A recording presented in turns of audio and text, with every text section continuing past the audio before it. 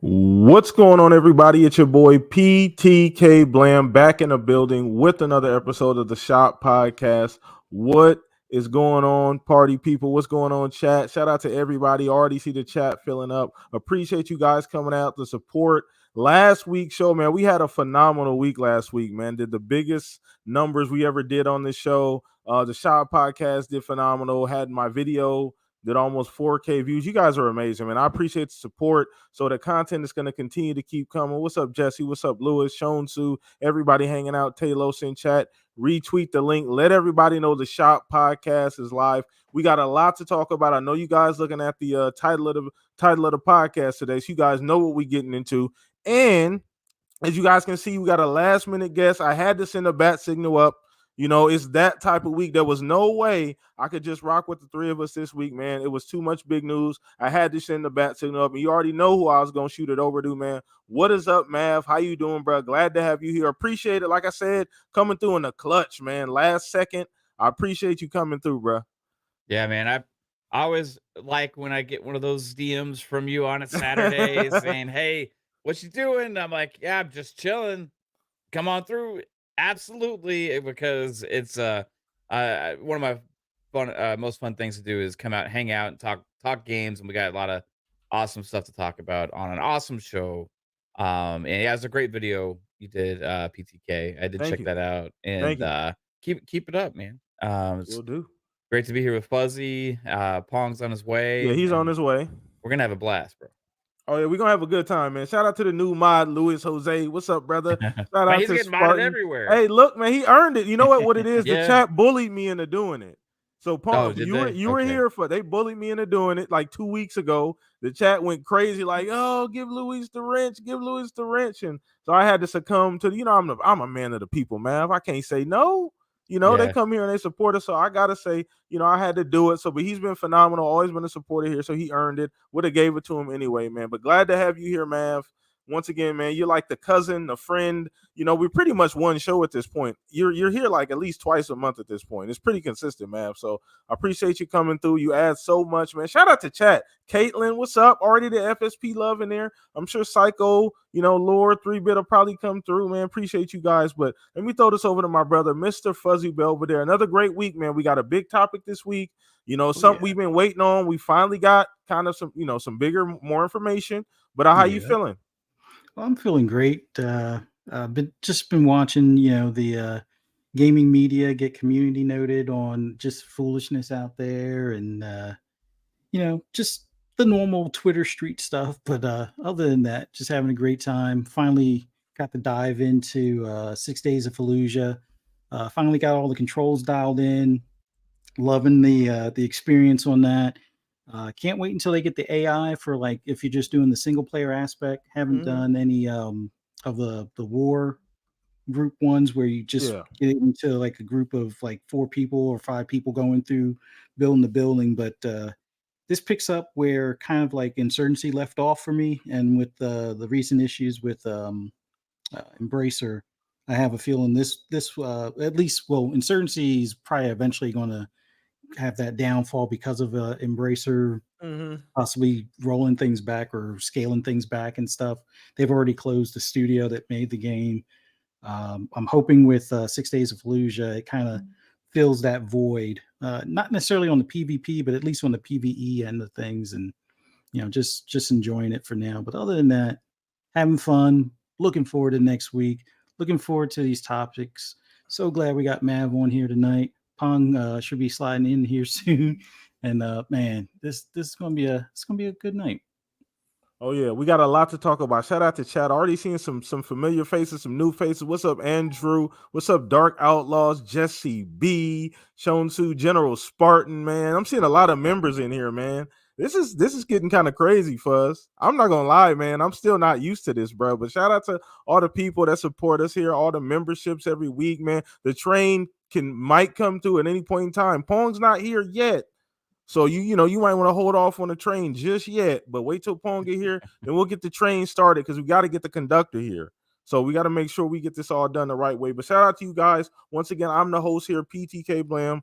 Hit us up, man. You're going to have fun, but we got a lot to talk about. So let's dive right in. And Pong, once again, will be here soon. But we are talking this Xbox Developer Direct this week. That's pretty much what the show is going to be about this week, man. We might go off the rails left, right here. You never know. But for the most part, by and large, it will be Xbox Developer Direct talk this week, man. So we finally got the tweet we've been waiting on, the rumors.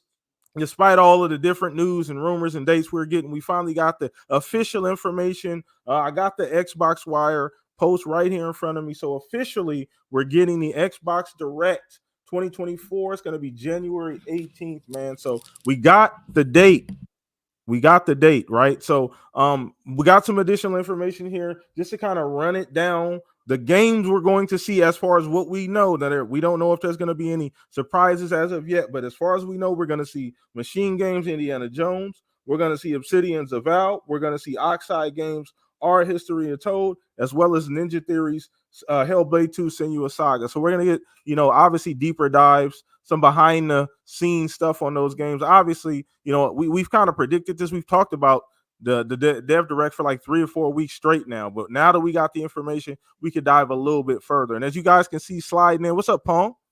Hey, what's going on, brothers? Oh my God, the one and only Mav is here. What's going on? Oh, yeah, man. Had to make it happen. You already know, man.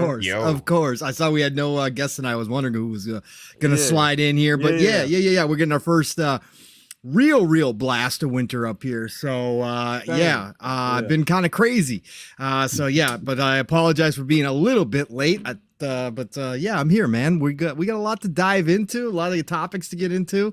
It's been a fun week of conversations, actually, because there's a lot of interesting conversations to be had around this stuff. So I'm ready, PTK. I'm ready. Good to see Fuzzy. Good to see you, sir. And of course, Mav. Let's go, chat. Let's go. The conductor is here. I called you the conductor. Choo-choo, motherfuckers. Let's go.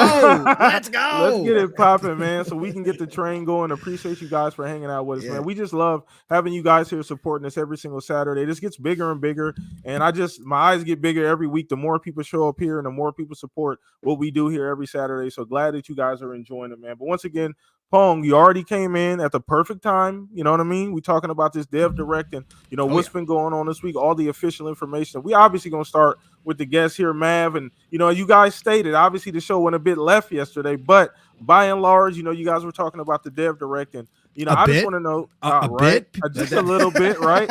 I'm being modest. I'm being modest. 15-minute segment on lube, I think. Right, Jesus Christ, right? So that's part of course, though. That's not too far off. Like every Friday, like I don't know. We started left and we ended left last night. It was pretty bad. There was some couple good more meat left there would in be the like middle. NASCAR. So right. It'd be a goddamn track, right? Shit, Daytona. But either way, man, shout out to you guys for coming up. But Mav, man, just by and large, man, the official news we got. I went over the games. We talked about it actually last week. You were on the show, so shout out to you for coming back once again, man. But we got the official information, the games. Just what was your first impression from the games? The way they announced it, was it what you thought? Like, was it par for the course for you? Man, I was kind of expecting Aura. But I was expecting it like more in the line of like an Aura, a Towerborn, a Flight Sim, and then maybe like one of the big games, right?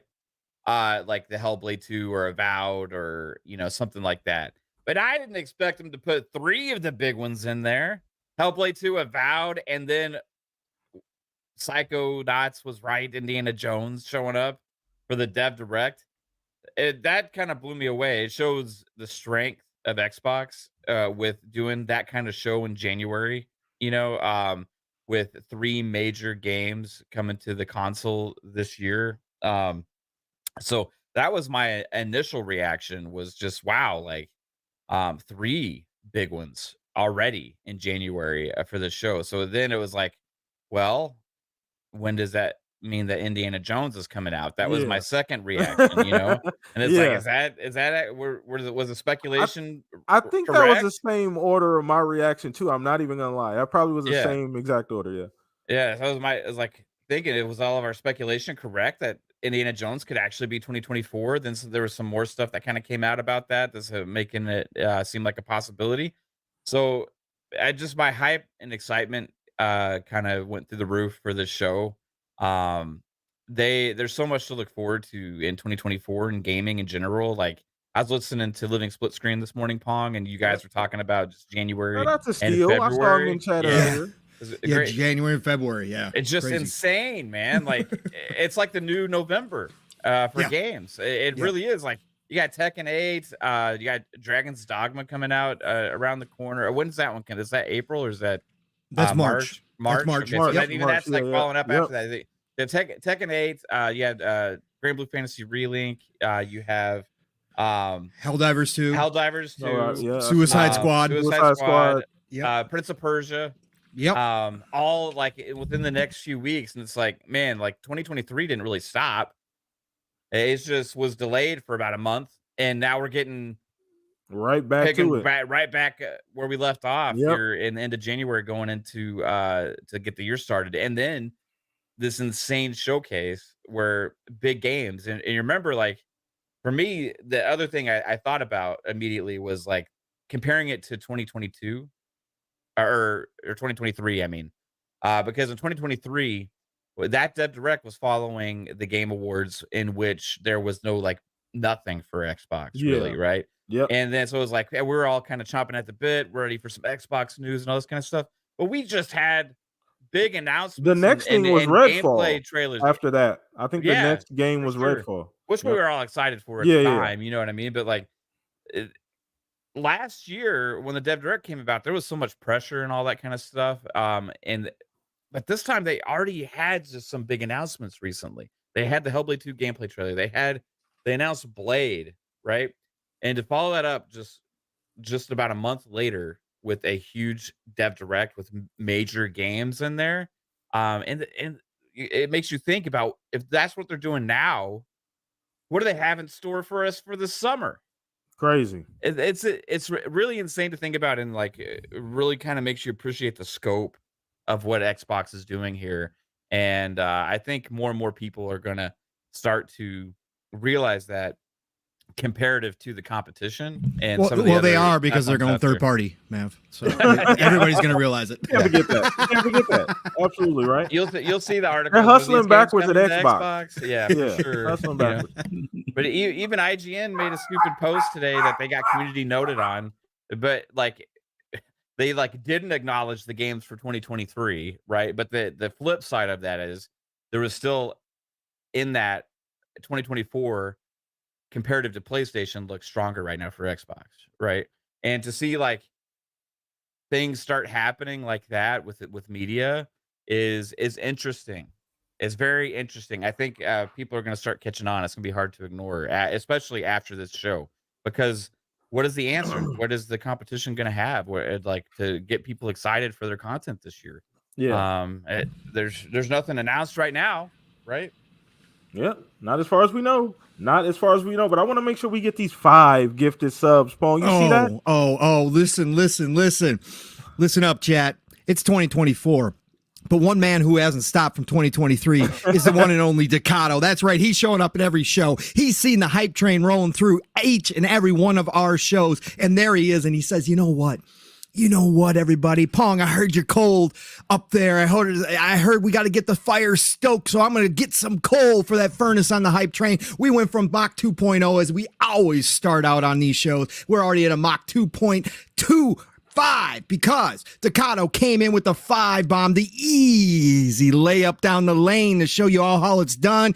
5 tickets for some people to join the hype train as we roll along in Speculation Town. Choo-choo, motherfuckers. Let's go. Let's go. Shout out to the Cattle, man. Appreciate you, man. Every single week you come in here showing support, man. Thank you guys, man. Keep that train going. Hope you guys are appreciating the show. But Mav, you're 100% correct, man. It's kind of crazy. Like you said, it really was just a continuation of 2023 for Xbox and everything that they've kind of built up. And obviously me seeing a rollout, my brain thought the same way that yours did. The first thing was the lineup of games, right? The big games. You get, I absolutely thought Terraborn was going to be there. I absolutely thought it was going to be. I did not expect Indiana Jones. I think that was obviously the big surprise for most people as well. Oh man, we got another 5 Look bombs. at this. Look at this. Attention, everybody aboard the hype train. This is your conductor, Pong Soul, speaking.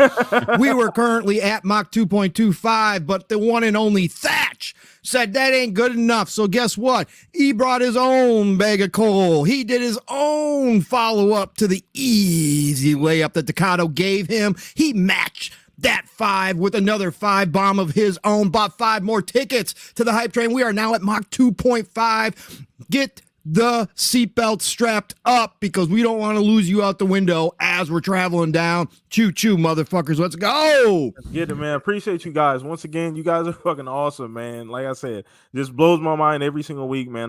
Glad that you guys appreciate what we do here at the Shop Podcast, man. So just buckle up once again, kick your feet up. We're gonna have a great show today. But I'm 100% with you on that one, Mav. Blew my mind. Indiana Jones out of nowhere, like you said. We got some additional information. We speculated on when that game was gonna drop. You know what's crazy about the Indiana Jones thing, Mav, to me, is that it just feels like, I know people talked about the IP. Some people always say that, well, I mean, how relevant is the IP? That doesn't even matter though.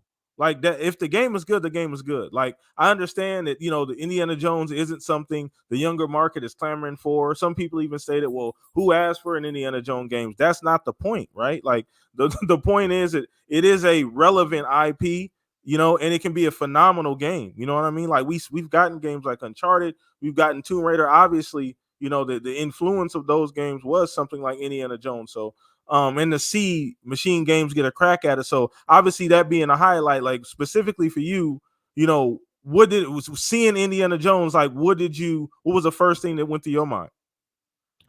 Just thinking, well, after I saw Indiana Jones, there's the other things I talked about, but besides that, really starting to think more and more about like what is the game going to be, and we're going to get that, so like we're going to have a lot of answers to a lot of questions we've been having for a long time.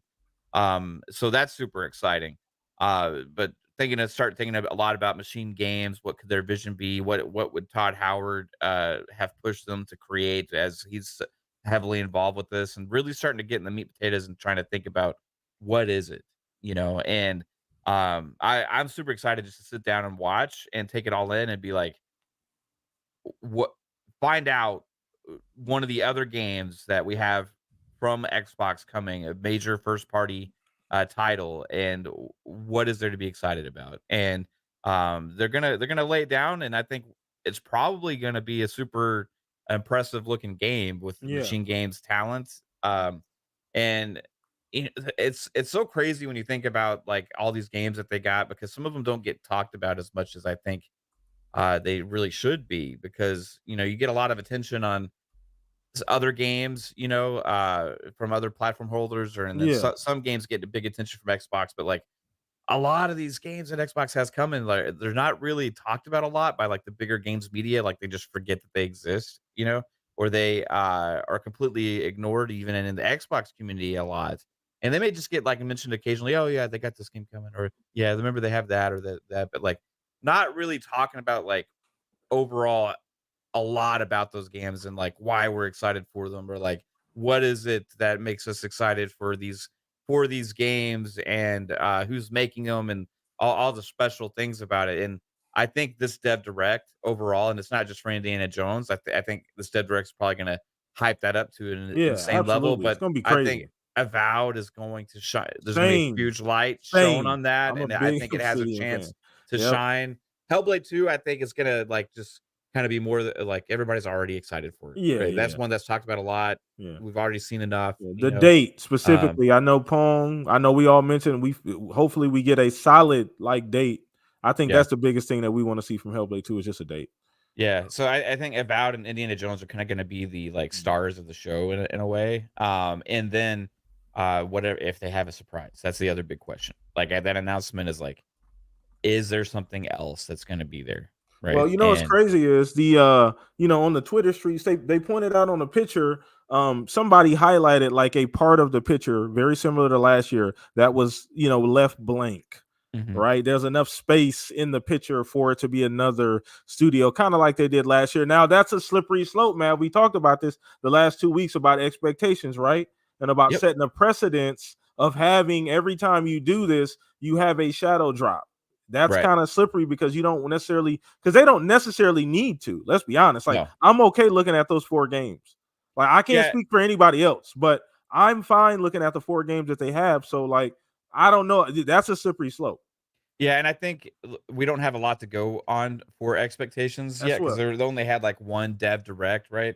Yeah, But that's they true. also they did shadow drop at Gamescom. They did a shadow drop at QuakeCon as well. So like people are kind of almost like anticipating that kind of thing now. But we've talked about this like 3 or 4 different times already this week. And I keep stating that I think they have a surprise. I don't think it needs to be a shadow drop, but I do think there's an expectation to have something else exciting there besides the stuff that you're already setting the expectation to. Because it just in general in marketing or anything, if you set an expectation and then you exceed that, you're gonna come across better and you have a chance to win over the fan base with excitement, right? So people are going there. We're expecting to see Aura. We're expecting to see Hellblade 2. We're expecting to see Avowed now. We're expecting to see the world reveal of Indiana Jones. But like if they have anything else to show, or if they have anything else to announce, or if they do have a shadow drop, that's going to come across like, wow, that was an amazing show because we weren't expecting that. That was a surprise, right? So I think they've learned that that's a good thing for their shows because they keep doing that now. So I do have somewhat of an expectation of a surprise. I'm not going to be disappointed if there's not, because already like this show looks like it's going to be amazing with the kind of stuff they have. But I can't stop thinking about what it could possibly be, and it's impossible to guess, dude. It is really absolutely, 100%. because there's a million things. It's a absolutely million things because they have so much in the works. Absolutely. But it's fun to think about. And we've gotten so many different, from the Kiln stuff till the Marcus Venus collection, all the way to a bunch of different stuff that could potentially be shown. And maybe we don't get any of that. Like I said, I don't necessarily have an expectation of that. I do think that it's always an opportunity to do something cool. And I'm always on our side. Let's be honest, man. Like I'm always gonna take our side for the gamer. So any chance they get to do some cool shit for us, I think they should. But from a business perspective, that's not necessarily the case this time around. Obviously, I love for them. It don't have to be a shadow drop. That's the thing, man. Yeah. It don't necessarily need to be that. It could be, like you said, a reveal, a trailer, anything. Like you said, a collection down the line, remaster, whatever the case may be. It can be something along those lines as well, too. So I think that's just as relevant. So let me pass this along to one of my brothers, Mr. Pong. So we got the official information. Finally, the speculation is over. We have shushed all the critics and the naysayers, the forums and reset errors and all of that stuff. We got the official information, and it is glorious. It's even more glorious than I think we even would have thought. Yeah, first of all, Adidas 20 Adidas for all you Americans out there. But anyways, yes, we don't discriminate here. $5 super chat. He says choo.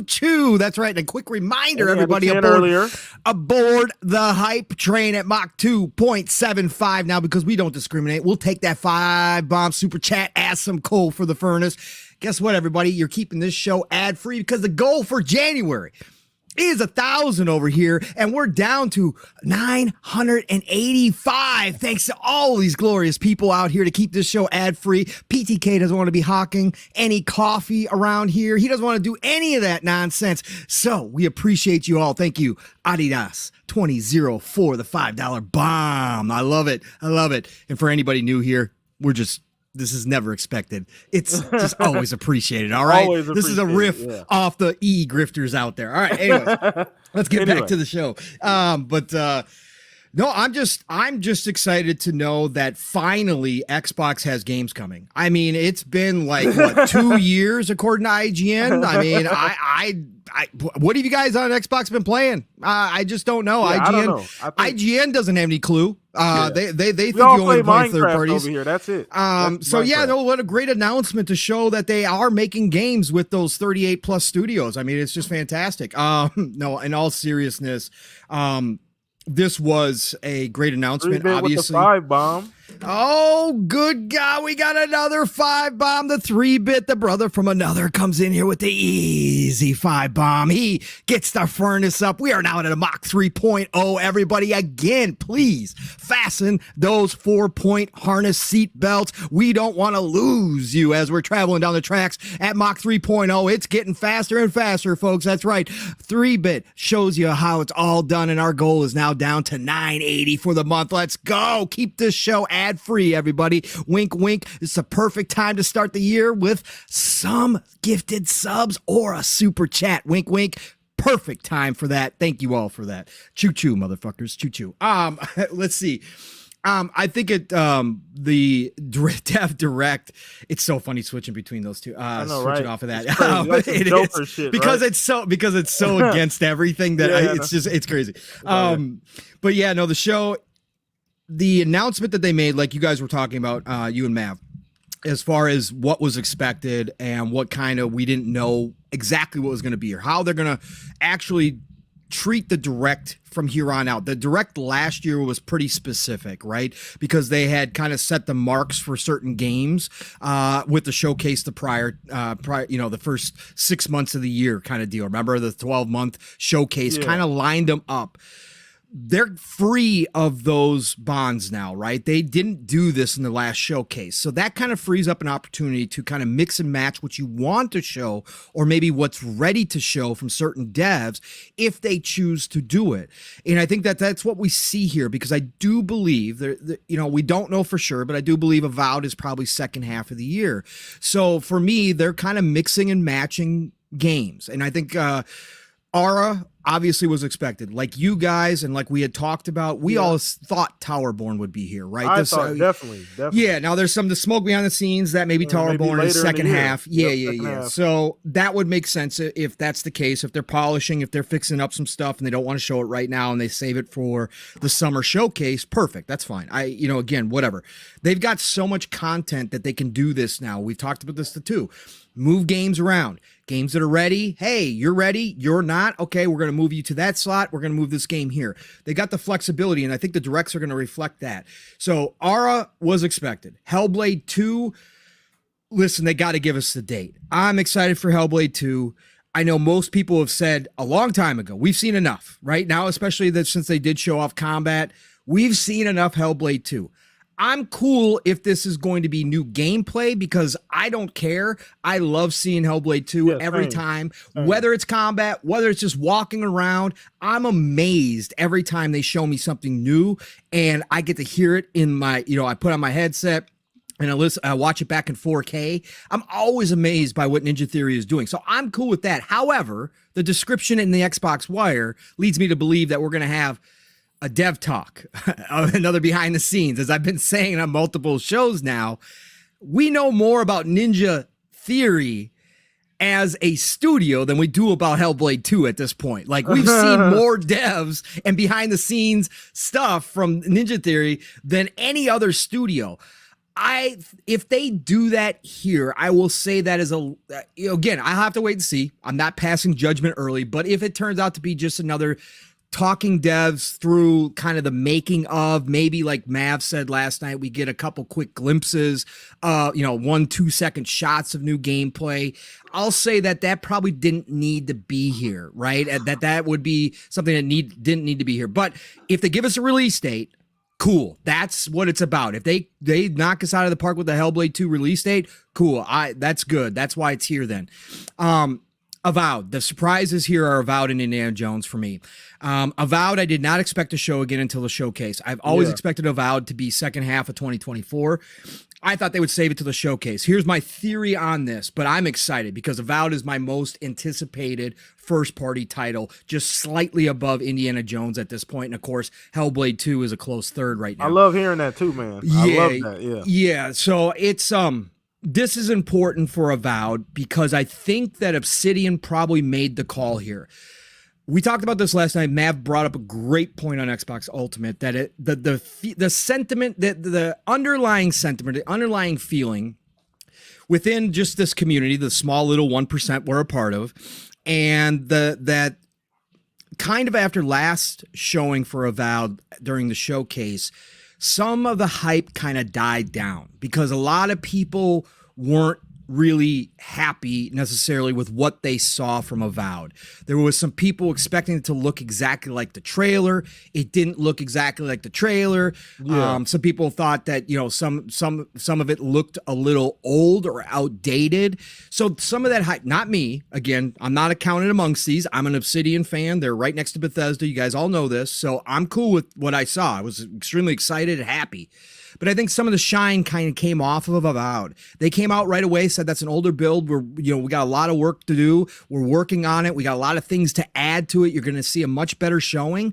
I think Obsidian made the call on this one and told Phil, we're ready.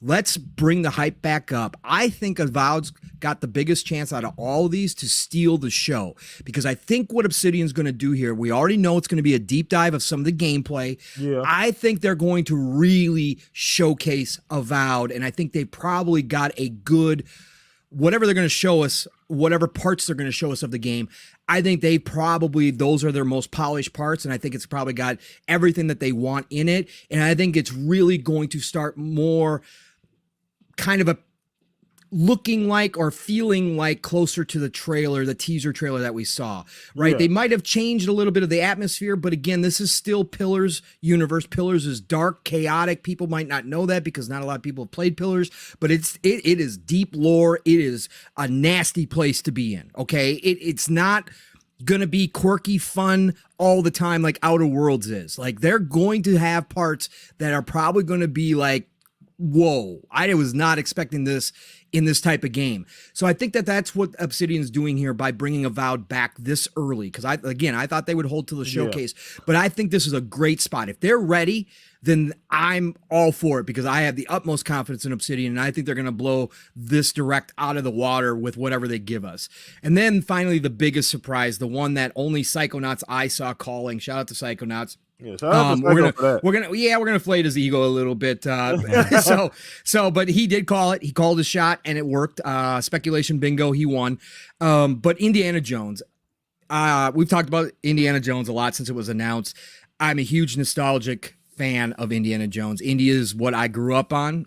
It was my first love when it came to adventure, treasure hunting. Indy's everything, right? That's, between Star Wars and Indy, it's why I just absolutely love Harrison Ford, all that stuff. So I've been waiting for a great Indy game. We got arcade games back in the day, like Temple of Doom and that kind of stuff. There was an Xbox game. But Indiana Jones for me is special. I, again, trust and believe in Machine Games.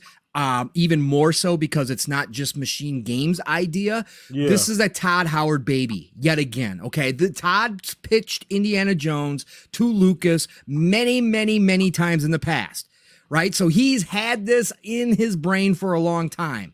Now he picked out Machine Games to make it. I trust that. So whatever they're going to bring, like Mav said, this is the most curious of the bunch. I'm giddy with anticipation to find out what this is going to look like, since they did tell us they're going to give us a look at the gameplay, first gameplay. I can't wait to see what they've done with Indy. Yeah, if it's third person, if it's first person, if it's a mix, I want to know what Indy looks like. I said today on Living Split Screen, I'm not going to complain if it doesn't look like Harrison. If they did a little something different with Indiana Jones, I'm not going to complain. Obviously, nobody believes that they got the voice from Harrison. I'm not going to complain if it's not like the Indiana Jones, exactly Harrison Ford from the movies. I'm just going to be excited to see their version of Indy. And if they bring the atmosphere with the big set pieces, they bring the puzzle solving, Indy, said this on a lot of shows this week too, but Indy's not the run and gun dude. He's not attacking people, right? He's the one that's getting himself out of trouble. He's the hero that gets caught all the damn time, and he's the one that's got to escape, right? That's what he always figures out. Use his fists and his whip first, gun as a last kind of ditch effort. I expect them to keep that true to the movies. I expect them to have big set pieces. That's what I'm looking forward to. I want to see what kind of the story, give us a glimpse of what this story actually Maybe is. some additional characters. Right. Because that's the other part I was just about to bring up. Stop reading my mind, PTK. Because on top of the set pieces, on top of Indy himself, it's always about Indy and whoever his companions are. Maybe we get at some the cool time. voice actors. Right. And then the side characters that come into play, both the good guys and the bad guys, they're all memorable characters in the movies. And I think Machine Games is going to have some very well written parts for some of the NPCs and some of the people we're going to meet on Indy's travels. But yeah, I'm blown away by this. This is going to be a great direct to start the year, coming off of what was a awesome game awards as far as announcements go for Xbox. We talked about this. This is just the start. Xbox is going to dominate the news cycles for the entire year. Yes, Nintendo is going to pull, news when they announce the Switch 2, of course, that's going to be a draw. If PlayStation has a hopes and dreams and they announce a PS5 Pro, they're going to pull some of the news cycle. But who's going to be the most consistent this year? It's going to be Xbox throughout the entire year. They have so much to show. They have so much to bring. Now they have they over doubled their size with ABK. They have everything to come out and keep giving us banger and news cycle after one, after another. And I think that this is just the start of it, but what a great way to start the year with this direct. And obviously, I'm excited. I can't wait. I'm going to be stuck at work. I'm going to be taking a long bathroom break, but No, definitely not. I'm off that day. Thank God. I took the day off. So I'll be at the house for sure. So watching that live, I had to, man. I had to make sure I was there because it's going to be special. And you got me thinking, Pong, I didn't even consider voice actors. Fuzz, like anybody got any idea? Like, I mean, I don't know if it's connected to the movie at all in any way, shape, or form. Supposedly, if you look at the dates, and Mav brought this up, I think it was Mav that pointed this out. Somebody had talked about this already. The dates in the teaser if those dates in the teaser have anything to do with the game, which we assume they do. Normally, they're not placed there for no reason. This would place it between Raiders of the Lost Ark and Temple of Doom. In that time frame, which is amazing, bro. Yeah, that's perfect. Let's go. Time. Okay, that's his prime. Yeah, that's his prime. That's fucking. And like you said, let's make this clear, chat, because I'm glad you put that out there. I do not care if it's not Harrison Ford like 1-to-1. I want to make sure we get that out there because I've thought about that too. I don't mind if it's some pseudo Indiana Jones. Like maybe I just want to see their vision and what they think Indiana Jones is because Disney didn't give them that IP for no reason.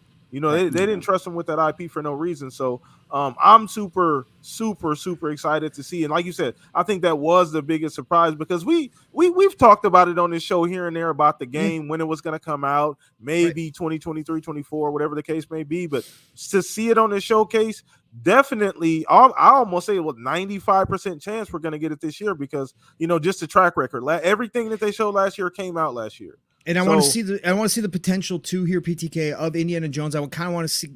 I don't know if we'll get I think they're going to wait for a full kind of look at it during the showcase. Might not get that, But I do want to kind of see if it leaves open the door that this is that game that we talked about or speculated on so long ago that they just keep adding expansions to, right? That this is an Indiana Jones game where they can take him to different locations throughout the world and just keep expanding upon the game through time, right? Kind of like a games as a service in a way, but except you're not going to have battle pass, you're not going to have any of that garbage. But you guys know what I'm saying, that this is a game where they go, oh, okay, and then next year they say, episodic. Craig, thank you. Sorry, I lost the word I was looking for. Thank you, Fuzzy. Episodic type game where next year they come out and say, hey, get ready to look forward to where Indy's traveling to next. And it's just an addition to the game, right? They add on a whole nother adventure. Like, I really think this could be the start of something like that. We will find out. Maybe I'm completely wrong, but that's the other part of this. That reminds me of like Hitman. Mm-hmm.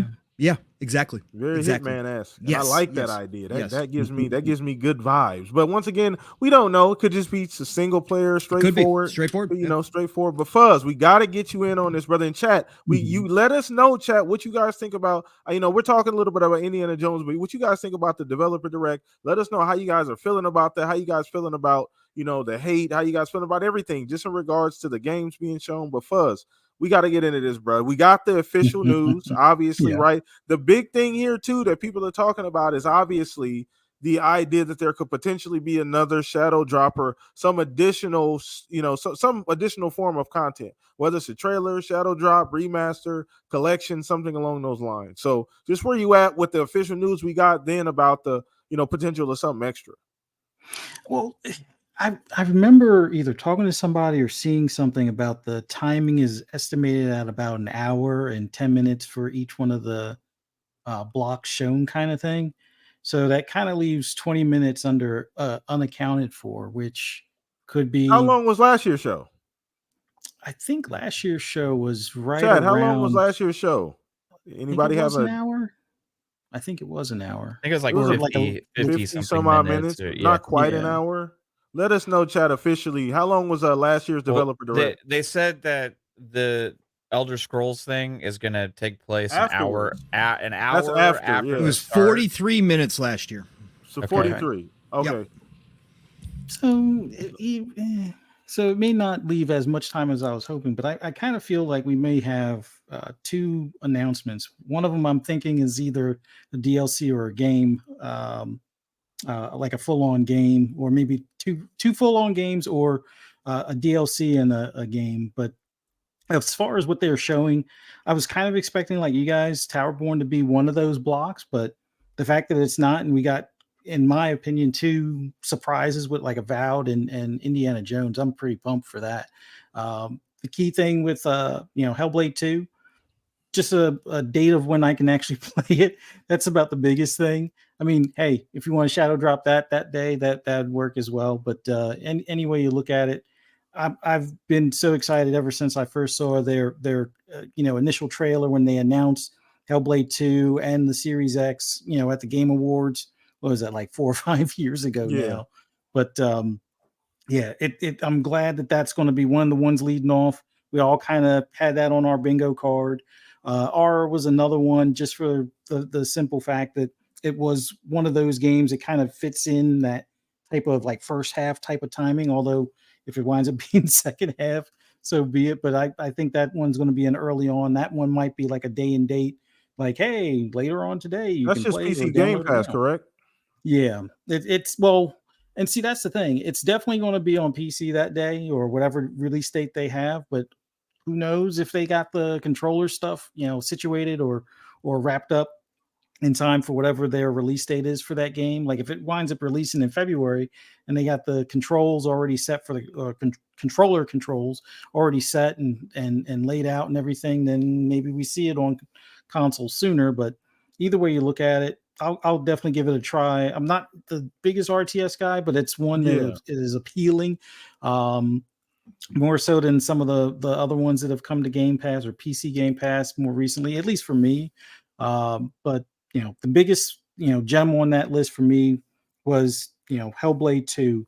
That's the one I'm looking forward to. Really surprised that the Indiana Jones, although it's one of those things where it's been in development longer than I think a lot of us thought. So it could very well be sooner rather than later. If it's second half of the year, that's fine as well. Like the fact that they listed this as Dev Direct 24 would infer that it's the full year, but we all know that they're going to have a showcase in June, or at least we expect the showcase in June. And especially considering how they said that they have so many games that they're going to have to find different venues and ways of informing us of what's to come type of thing. I would say maybe this is just the first half of 24, and this is the way to kick things off, and you kind of get a taste of what to expect the year to start off with. But wherever Indiana Jones lands, I think the big question for a lot of people is going to be, is it first or third or a mixture of both or whatever the case may be, but still looking forward to it. Was not expecting it.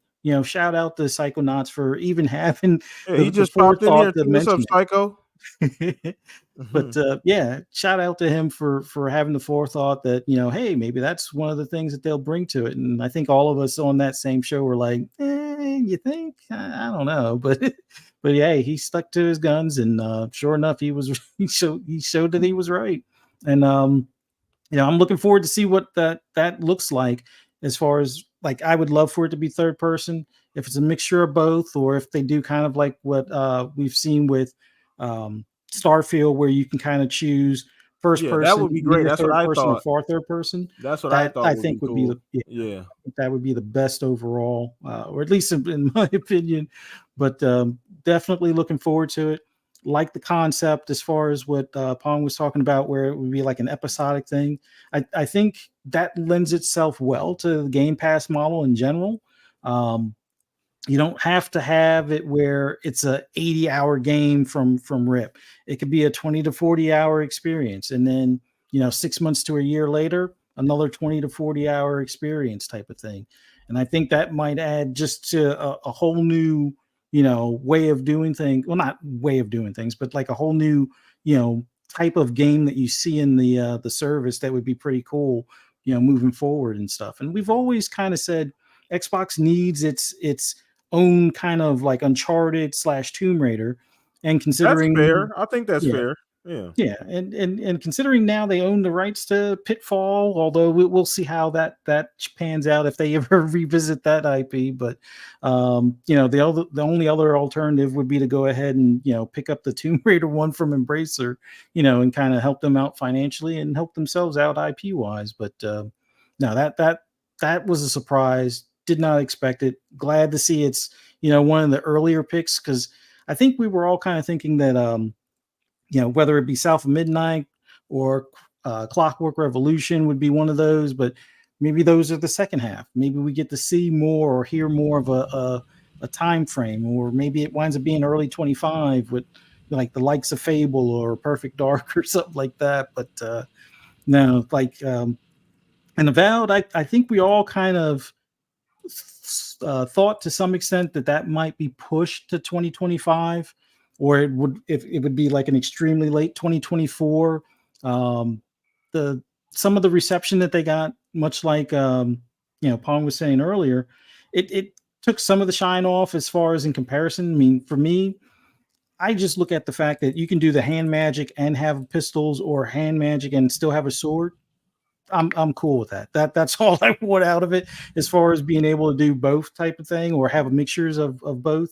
But if they have it where maybe there's areas that look more like the CGI trailer that we initially saw, and I think that's where a lot of the the attention and mystery and all that stem from, as far as for that game, before we got any further details. Fuzz, they might Fuzz, real quick. Just what happens if they actually show that part where the trailer was happening, right? Maybe that's part of the gameplay they show off. That would alleviate a lot of people too. Yeah, that would be. Yeah. Yes, we've seen that. We've seen devs do that in the past, where they've gone back to something direct from a trailer and showed off that exact scene, but with actual gameplay to show what it is now. I think that would be awesome. That could happen. Yeah. If they go ahead and do that, I think at that point, the gaming media that keeps on stepping on rakes like IGN with this nonsense. If anybody's seen on Twitter or X or whatever you want to call it now, with them saying, "Oh, they finally have games," it's like, I think they would have to find a way to remove the foot that they put in their mouth and popped out of their ass at the end of it, kind of thing. Because they would have shown how far they stepped in it, as far as poking the bear or poking Microsoft, as far as, oh, well, they've been the whipping boy for the past 10 years. Let's continue to try it. And it's going to tear them apart. And you're going to see the hit pieces and all the things that they're going to try to do to kind of squash things. But I think at that point, if they wind up showing a vertical slice of that same like section from the CGI trailer, and it's pretty much almost like step by step or scene for scene kind of thing, I think at that point, this will be the hardest time for them to avoid recognizing the not just the quality of the games, but the sheer volume. Well, not even the volume, but just the how great Xbox has come from the time when they used to just pick on them for having just Halo, Forza, and Gears to now. I think it would show instantly, like, oh, if there's not at least 2 nominees for Game of the Year at that point, then the gaming media would just basically, make themselves obsolete at that point. But man, all those 4 titles that they show, the space that they show on there, as far as the thumbnail, if there's more games that squeeze in there, like I would love to hear some more about, Project Shaolin, from the Wu-Tang game. Lion? Yeah. And if they, they may not get Towerborn in there, but if they get replaced in there or anything along those lines, I mean, yes, this is meant to be first party and stuff like that, but I mean, even the once rumor about the Kiln from Double Fine, something like that. I don't necessarily think that they need to do a shadow drop to kind of keep on raising that bar of expectation for future stuff, but even if they say, hey, this is a new look at a game, or hey, this is a new announcement of a game, look for it later this year type of thing. Even if they just do that, I would be happy. But I'm already happy with what I see as far as those 4 thumbnails. Them just going into more detail on those games. Just give me a release date on Hellblade 2, and that's I would say the minimum I would need to walk away happy with the showcase. Anything else on that, anything beyond that is icing on the cake at this point. Because I'm already surprised that they had Avowed and Indiana Jones there. So just give me a Hellblade 2 date, and I'm good. But man, they already starting strong. Oh yeah. So that's the crazy thing too, is that they're starting strong. But what I need to know, and I need to know this as well, chat, I gotta know, we have to figure out when these games are dropping. So I need to know when you guys think the 4 games that we've gotten so far, minus whatever we get extra, chat, when are these games dropping? What's first half? What's second half? And we're gonna start with you, Mav. The 4 games we got, all I need to know, first half, second half. And chat, let us know 2 out of the 4 we got. Go ahead and drop them in the comments as well too. So Mav, we're gonna start with you on this one. So you're asking me, do I think they're all coming first half? So no, just go game by game and which one you think first or second half. Right. I got you. Aura, I think, is probably the first one to release, because that game was actually supposed to be out a while back, and they kept pushing it back. It's a smaller team doing a big thing, and they're kind of trying to put their own twist on a genre, and that's coming to PC first also. So I think that one's going to be probably February, is what my guess is. I have no clue if that's accurate or not. Could be later in the year. I don't know, but I would have a feeling maybe February or potentially even later this month. Then I want to go to Hellblade 2, right? Because that's one that we've seen the most of. It's like all the Twitter advertising they've been doing with it, all the behind the scenes things, all that other stuff they've been doing. We've seen it multiple times at the Game Awards, all this kind of stuff. So I think Hellblade is probably next. And I'll put that in May. But it has a chance to potentially even be earlier than that. Maybe in April. Okay. Yeah, but I'm gonna guess May just for the hell of it. I have no reasoning for anything that I'm saying right now. This is pure speculation based on my mind telling me something where I have no collection of knowledge to actually back up anything that I'm saying. But it sounds good, doesn't it? You get Aura and potentially in February, and then you get Hellblade 2 in May. Then why not say Avowed would be like, July, August, somewhere around there. And then you do Indiana Jones like October, maybe. Or you flip those two. Maybe you do Indiana Jones in July, August, and then you do Avowed like September, October. And then I think there's another big game for the holiday that we don't know right now. And that's the thing. That's the crazy thing.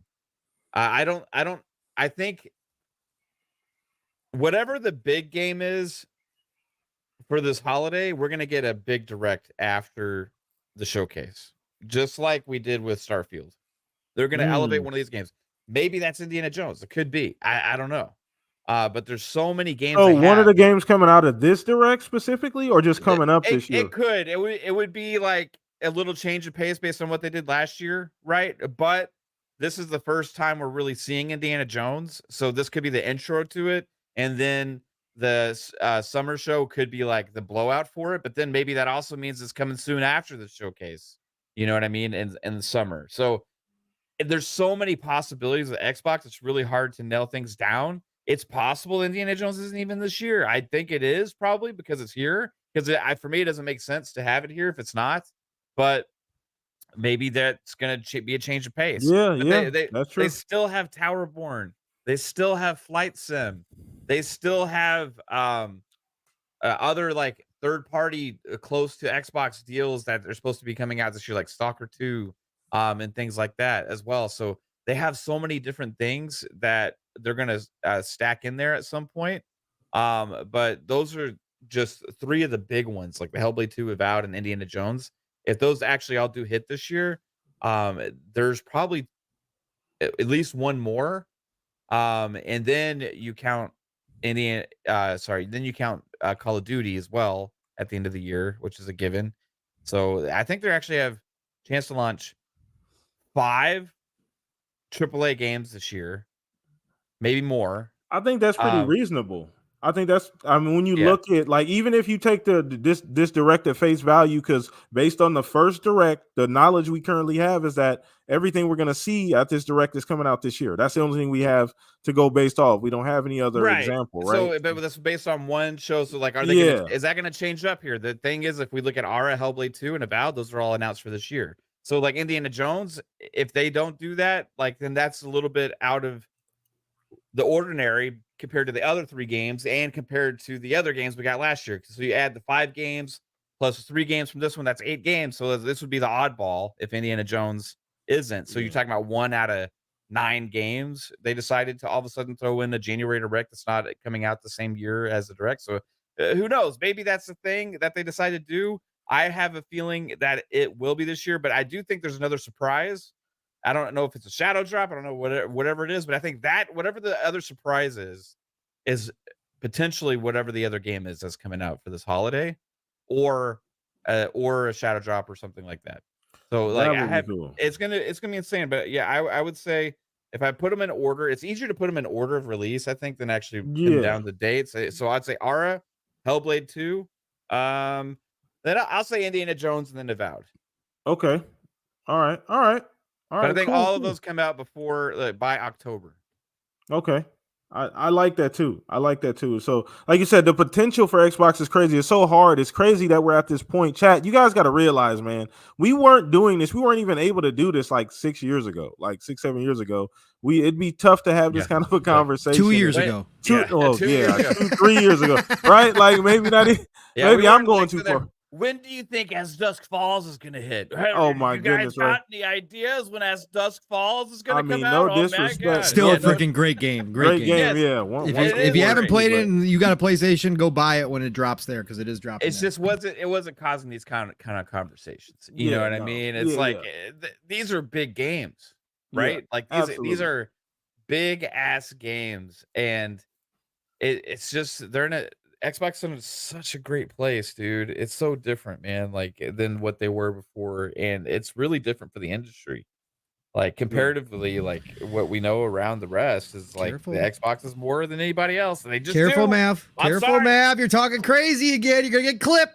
You're gonna get clipped. You're talking crazy. You're off the rails. Wait, when did he get clipped before? Oh, he got clipped this week. He got clipped multiple times. When the hell did that happen? You mean okay, literally. Okay. Yeah. He got clipped multiple times. Put the links in the chat. I gotta know about this stuff. Oh yeah. Oh no. Yeah. Just for speaking absolute facts, it was absolutely hilarious. You know what? I think I saw that. Yes. Okay. Yeah. You gotta be careful. Oh, please clip me for saying facts. People need to know the truth. Oh my goodness! I'm like Cat Williams out here just spitting. Oh my goodness! The video game. Tell the truth. Jeez! Oh my god! I was talking about Psycho's ego. We might have to trim back Mav. Please clip that. Good lord! Pour me some bourbon, motherfuckers. Let's go. No lies are going to be told. This is pure factual information. Put everything on blast. Oh my God. Clip it. I dare you. Oh my goodness, he's going on. Caitlin, are you in the comment section? Are you aware what's happening to your husband on the live air right now? Where's Shannon Sharp? I need to say this to him right now. Great. Go ahead, but I don't know how you can follow that up, Pong. But bro, it's go ahead. No, I was just never mind. I was going to try to imitate Cat with his 12 specials, 6 more than Richard Pryor. Yeah. 5 more than Martin. Too much, man. Oh my God. Too much. But it's been a crazy year. Shout out to y'all, chat, for hanging out with us. We crazy out here tonight, man. But it's been a good show so far. Y'all hanging out with us. Hit the like button on your way in. Subscribe if you have not already. Jump on the train if you have not already too. That is still live and going for sure. But Pong, it's been a crazy year already. We've talked about the position Xbox has been in, bro. And this just highlights the conversation we're having right now. Highlights. This is exactly where Xbox is at, and the fact that we're able to actually have this conversation, and like there's so many different ways this can actually go. Where you at? It's a lot going on, bro. So go ahead. You want the breakdown on where these going to be positioned at still? Yeah, I still want the breakdown on that too. Yeah, and you can go in. You can do like he did and just go in like chronological order. You can do first half, second half, whatever. No, I'll do chronological order. That's not a problem. But yeah, no, this is. I mean, if you were listening to our shows, all of our shows, right, you would have known this period of time was coming. If you had listened to some of the circus out there, this period of time was never coming, right? They were just acquiring studios, and these studios weren't doing anything, right? That it was going to be Xbox has no games for a whole nother generation again, right?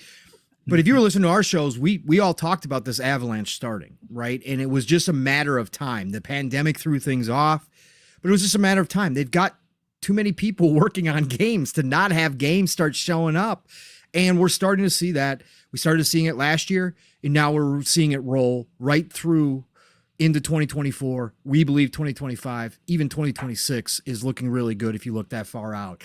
This is going to be nonstop, and I don't think there is any end to this. So this is something we've been waiting on. It's something that we speculated about. It's something that we tried to obviously predict when it was going to start, when it was going to happen. Again, there was plenty of trip ups and things that happened along the way, but here we are. This is where you enjoy it. If you are one of the loyals, if you are one of the Xbox fanboys who have been rocking with Xbox since day one, again, that's not personally me. I've certainly owned my Xboxes. But if you are one of those people that have gone through all of the turmoil that you've gone through, this is your time. Right? This is your time. This is what you've been waiting for. Xbox now has all the ammunition. They are firing on what appears to be all cylinders at this point.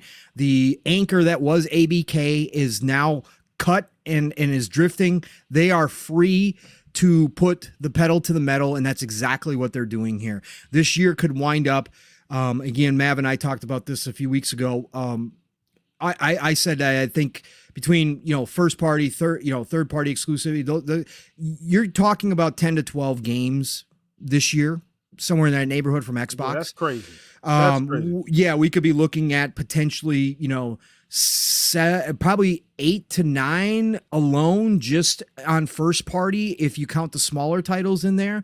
So again, however you dice it, it doesn't matter. The point being is this could be a gigantic year, and this could be what we see in the future, because I'm not even including stuff like Call of Duty. And if Call of Duty comes to Game Pass this year, if they get that done, that's another huge automatic.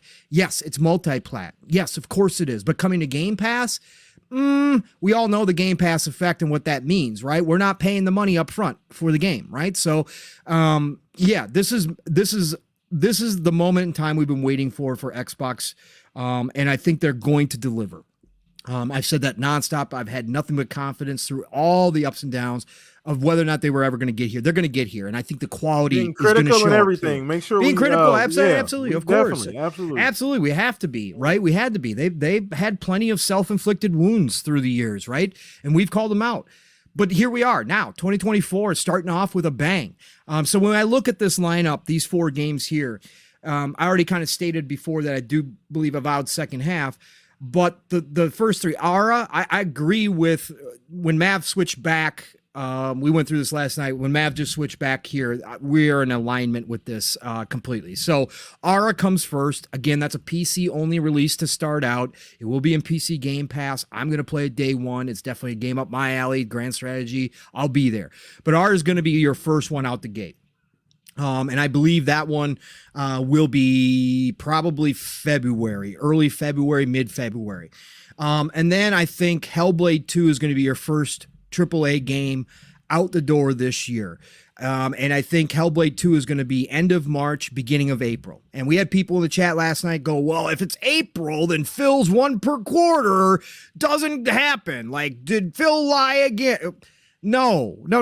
Phil, when he said one per quarter, if it works out that way, great. But if it's an average of one per quarter, we get 4 games this year. That's all that really matters at the end of the day, wherever they come. So if it's April, who cares? I'm not going to come out here calling him, oh, you missed your mark. I'm not. No, I understood it as an average of one per quarter. We're not doing that. No, because they're not lining themselves up that way. He said we're shooting for one per quarter.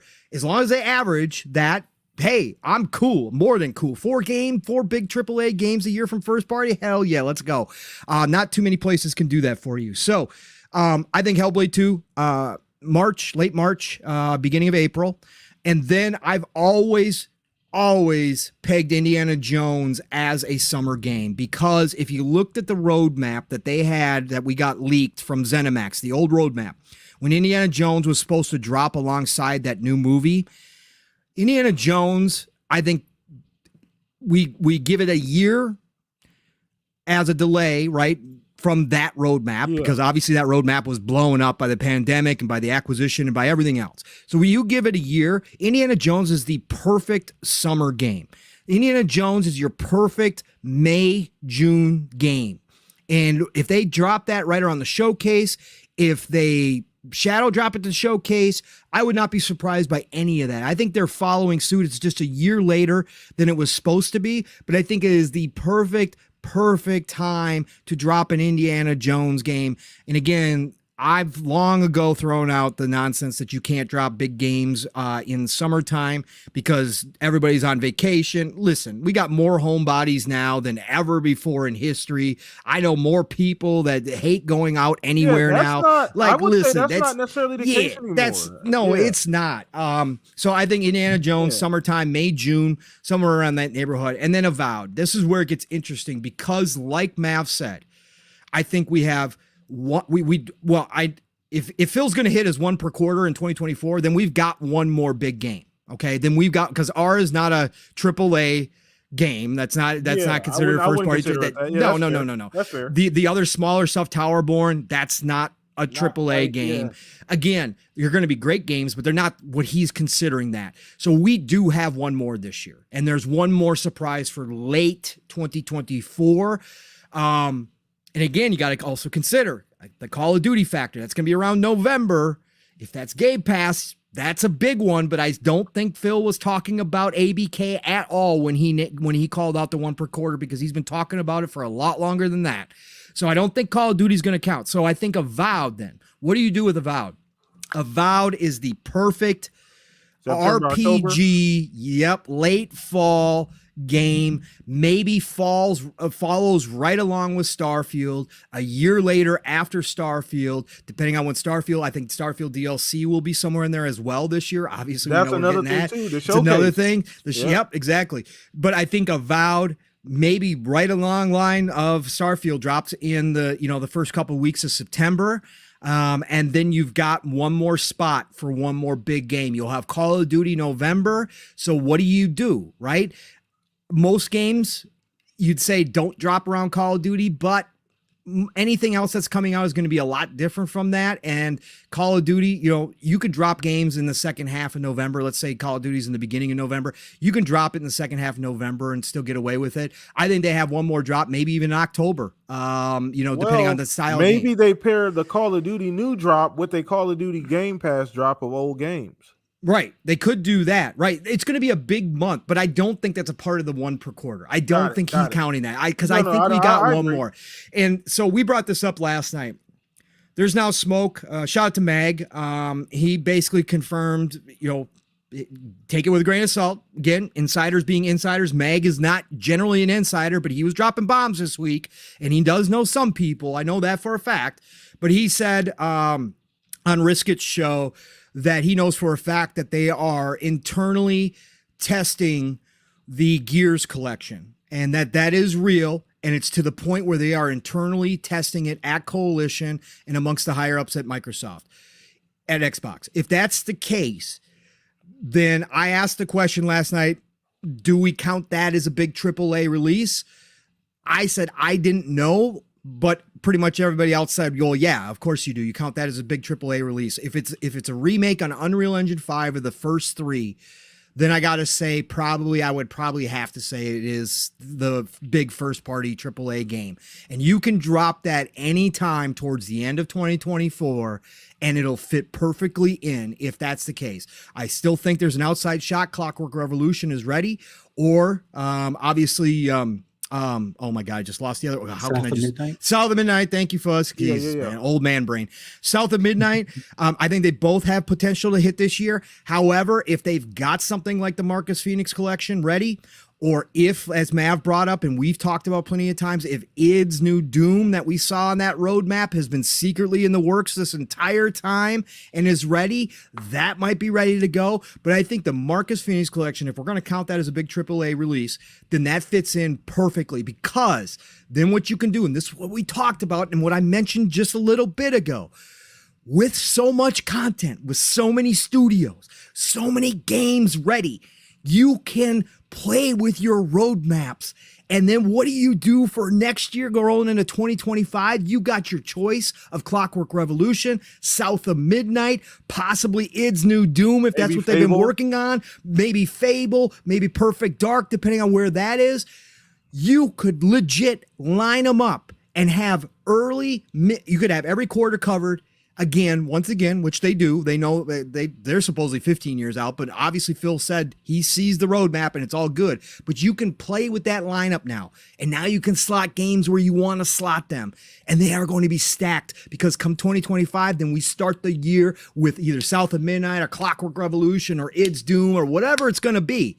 You start the year off yet again with another huge AAA game.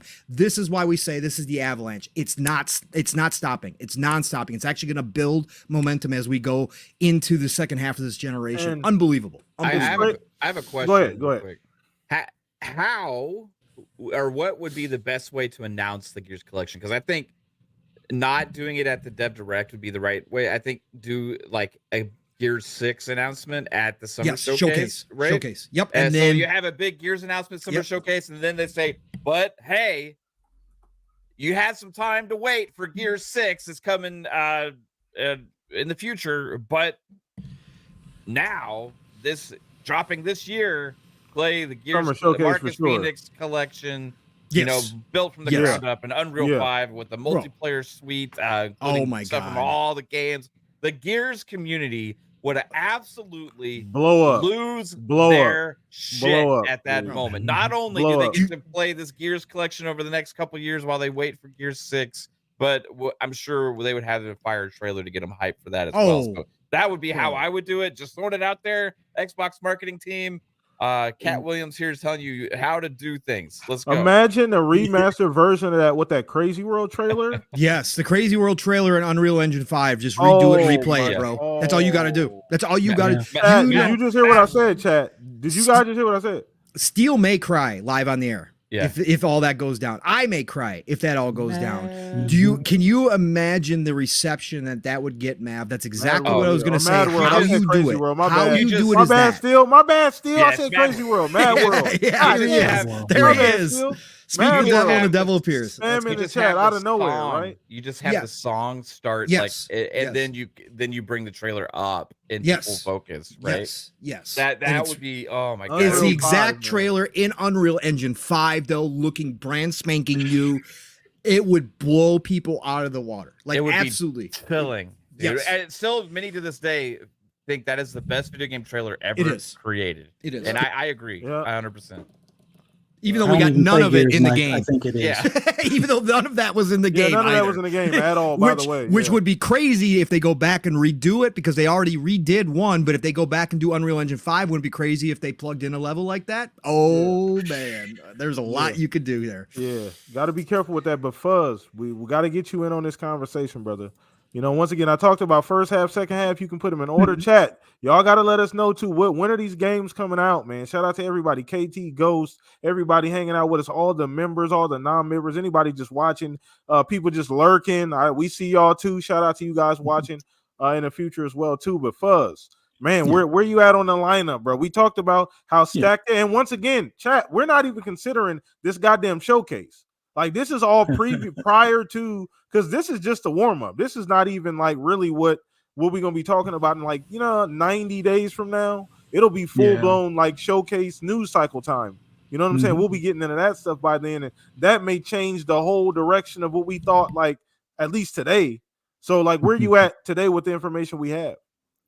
The information we have, I was trying to look at like the previous release date of like the original Hellblade, which was like in August and stuff, but considering there's a big or highly anticipated game that's multi-platform coming out around that time, I think instead of Hellblade 2 being August, let's go 6 months ahead and say sometime in February.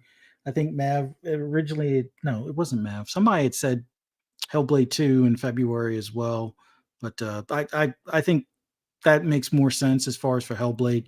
Kick the year off, kick the door down, right from the get-go. Despite a lot of people saying that, a game needs to be towards the later part of the year for Game of the Year nominations. I think most of the games, except for like, was it The Last of Us 2, which that was as late as June. Most games usually wind up being, sometime between February and May, as far as the, being considered for Game of the Year. So having Hellblade 2 in February, I think it'll be fine. The gaming media, if they're going to remember it at any time or even notice it at any time, February is a fine time for it, and it'll kind of keep or set the bar for Xbox for the rest of the year. But I think Hellblade 2 starts off the year, and then Aura actually winds up being slightly later. Aura is not the big AAA title for the console player base, but it winds up landing sometime, I'm going to say March or April. Even though it's fairly close to when Hellblade 2 is released, I don't think the player base will be in conflict at that point. Don't matter. No, not at all, fellas. No. So Hellblade 2 being February, Aura being sometime March or April. Now the big ones. When it comes to Indiana Jones, and then when it comes to Avowed, I would like to believe that these are first half, just for what the original precedent was for the first developer direct, although there were some delays or I guess some uncertainty because, Forza Motorsport kind of got pushed back. And, we heard some behind the scenes stuff that they were, trying to get a few things across the line, whether it be track content or things along those lines. They had the button up towards the end, but I'm thinking Avowed winds up being a target somewhere around May or I'm going to say April or May for Avowed. I think that one, even though it seemed like it got a delay or pushback, Obsidian's been awesome as far as getting their games done within a timely, fashion, even despite the pandemic and all the,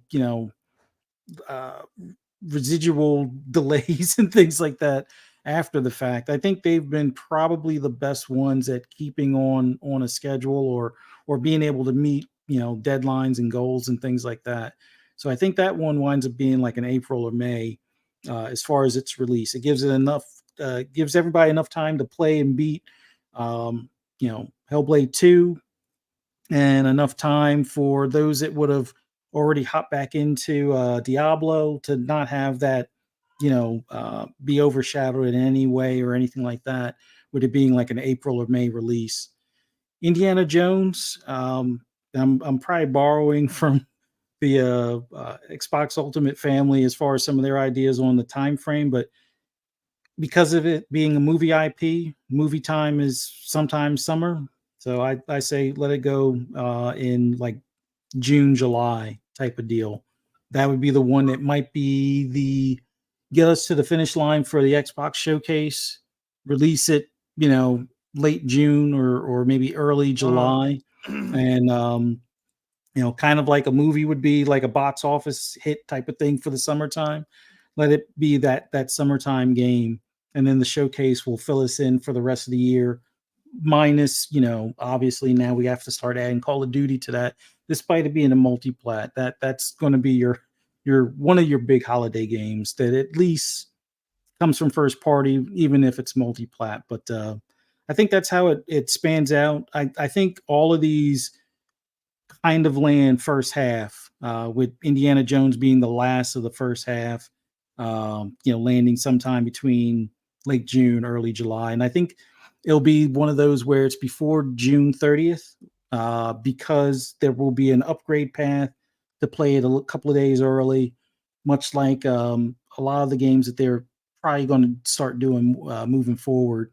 You can do like the extra costumes, the extra, probably have it where it looks just like Harrison Ford when he was in the first Indiana Jones type of thing, or have that would be cool. Various costumes and things like that. So we'll see. But I'm thinking everything first half. I think Xbox has that much in the tuck right now that these all have to land before the first half or somewhere in the first half. Wow. Gutsy. Okay. I like it. That's crazy. I like it. Chat. But Fuzz swinging for the fences on that one, Paul. I love it. He's trying to pull a psycho. He's going to try to win speculation bingo. Let's go. Reading those tea leaves. Let's go, Fuzz. Fuzz. Tea leaves are speaking. You already know. Go ahead, Paul.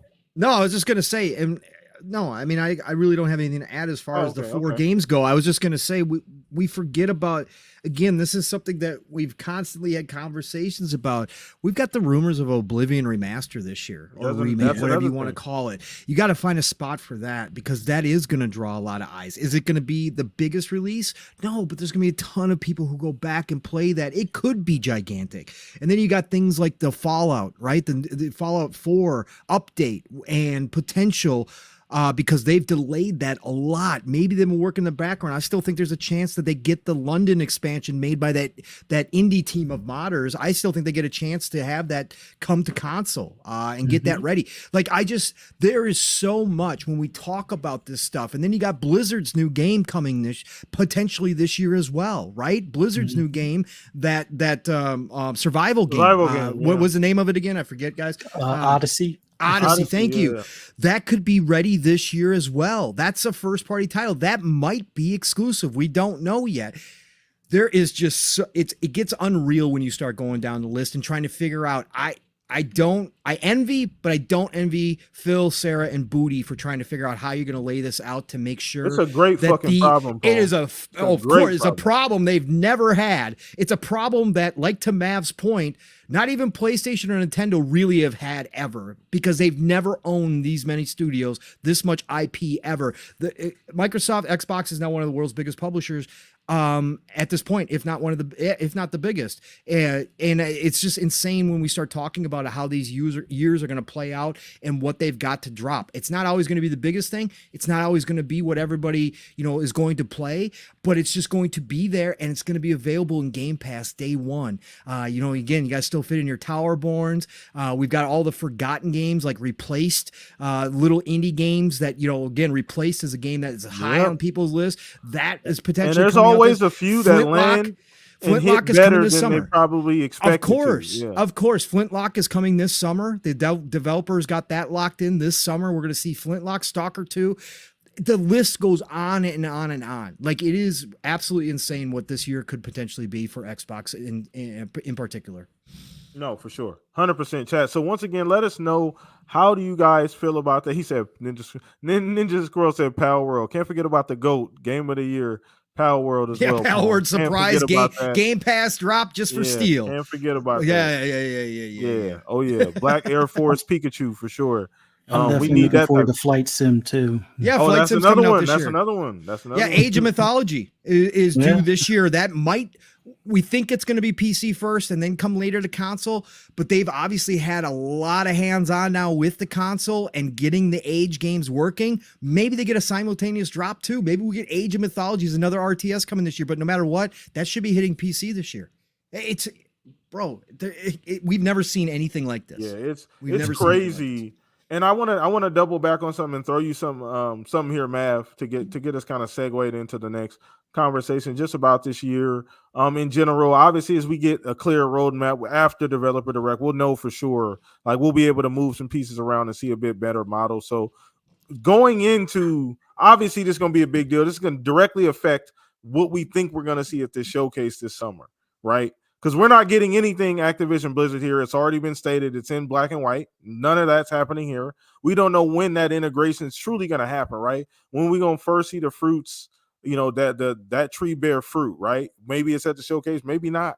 Maybe it's at whatever Activision show we get. So besides all of that, like, has the direct, now that we know what we're going to see at this Developer Direct, has that changed anything about this summer for you? I mean, I don't know if you've thought about that far. Me, Pong, Fuzz, we go pretty far. But have you thought about that at all? It makes me think that the summer showcase is going to be much bigger than we could ever imagined. Like, and part of it may be ABK stuff, right? I mean, there was a little note in that announcement about ABK stuff, announcements to be later this year or whatever. So that's pretty interesting that they made a point to just specifically mention that. But yeah, with this 3 big games, especially in this one, with potentially another surprise, it lets me think that one thing, I think the summer showcases are going to be more like a mixed bag of like Yeah. farther away, coming Yeah. soon, all of the above, right? And that they have willingness to put these games in a January show means they have a lot to give us in summer That's what I was thinking. as far as announcements go and trailers and all this kind of stuff, because they have to have this stuff planned out. We know 100% that they're talking about, they forecast years and years ahead and all these kind of things. So they're doing the same thing with their shows. Yeah. What's going to be included in the show? What do we have ready and all Well, this kind of stuff. And like, go ahead. I'm sorry. No, I was just saying we've even considered a extra direct this year. We've talked. I'm sure you guys have talked about that too. Yeah, for sure. I mean, is that something we expect every few months? Or what 2 a year, 3 a year? I mean, there was talk supposedly internally about how many they should do, and like adding ABK to the mix is a whole nother beast. And I don't think they're just going to rely on BlizzCon, because they don't talk about Activision side at BlizzCon at all, right? And Activision generally, besides the Call of Duty League stuff that they do and the Call of Duty announcements, they haven't really usually had their own kind of showcase, right? So um, I think there's more stuff coming from Activision than we've seen before. And those other kind of games they would have, like let's say a Crash or Tony Hawk Hexen. or any of that stuff, they would usually kind of show up randomly at other showcases, So generally, this is Xbox now. They ain't gonna do that. No, I mean, absolutely not. I mean, That's all unless it's, like, getting the Game Awards, maybe, but it's all gonna have Xbox behind it, and like maybe they do um, ABK focused direct. Maybe they do like this direct here. Maybe they do the summer showcase and have a blowout of mixed bag of all of the companies together there. There's so much possibilities, and then you add Gamescom to the mix. You add QuakeCon to the mix. You do have BlizzCon still as well from the Blizzard side. So they have so many possibilities and times and chances to announce things, and they did that last year. Like there was shadow drops at they were at every show Gamescom last and year. at They literally went QuakeCon. to everything. They Yeah, were at and TGS, like you said, Gamescom, everything. even at BlizzCon when the deal was just freshly done, like Blizzard people were doing interviews, like talking about like potentially bringing a World of Warcraft to Xbox and all these other kind of crazy things, right? So like they're already on board for the whole Xbox train, and I really think that summer and not just summer, but this whole year, right? This whole year is going to be dominated by Xbox game news, right? And not just not some of the other crazy conversations we all had in the past, hardware and all these things. Just a lot of freaking games, like just game after game after game, announcement after announcement after announcement, trailer after trailer after trailer, because they have that much and bring in 3 big ones in this showcase. Because even if you compare it to last year's show, right? You had Forza, you had Starfield and Yep. or not Starfield wasn't there, right? It was No. it was Forza, Forza, Redfall. Redfall, and what was the other? Was there another bigger one there? They had Hi-Fi Rush obviously was the drop. You had the Minecraft Legends. That was Minecraft the Legends, smaller. the small okay. one. What was There the was other one game? more game. Chat, what are we missing from last year's direct? Oh, it was the what do you call them? DLC. The Elder Scrolls stuff. Oh, ESO. ESO. Oh, Yeah. that's another thing too. And we haven't gotten into that too. And I don't know how many people are interested in that, Mav. And I don't mean to cut you off here to kind of change course, but the ESO, you did bring that up earlier. That show after that could be, for the ESO community, that could be a big announcement as well. Yeah. So ESO was part of the Dev Direct last year. Yes. I can't even it remember. was part of it last year. Yeah. Now they're getting there after. They're separating that away. It's like it just takes you into perspective of like as great as 2023 was.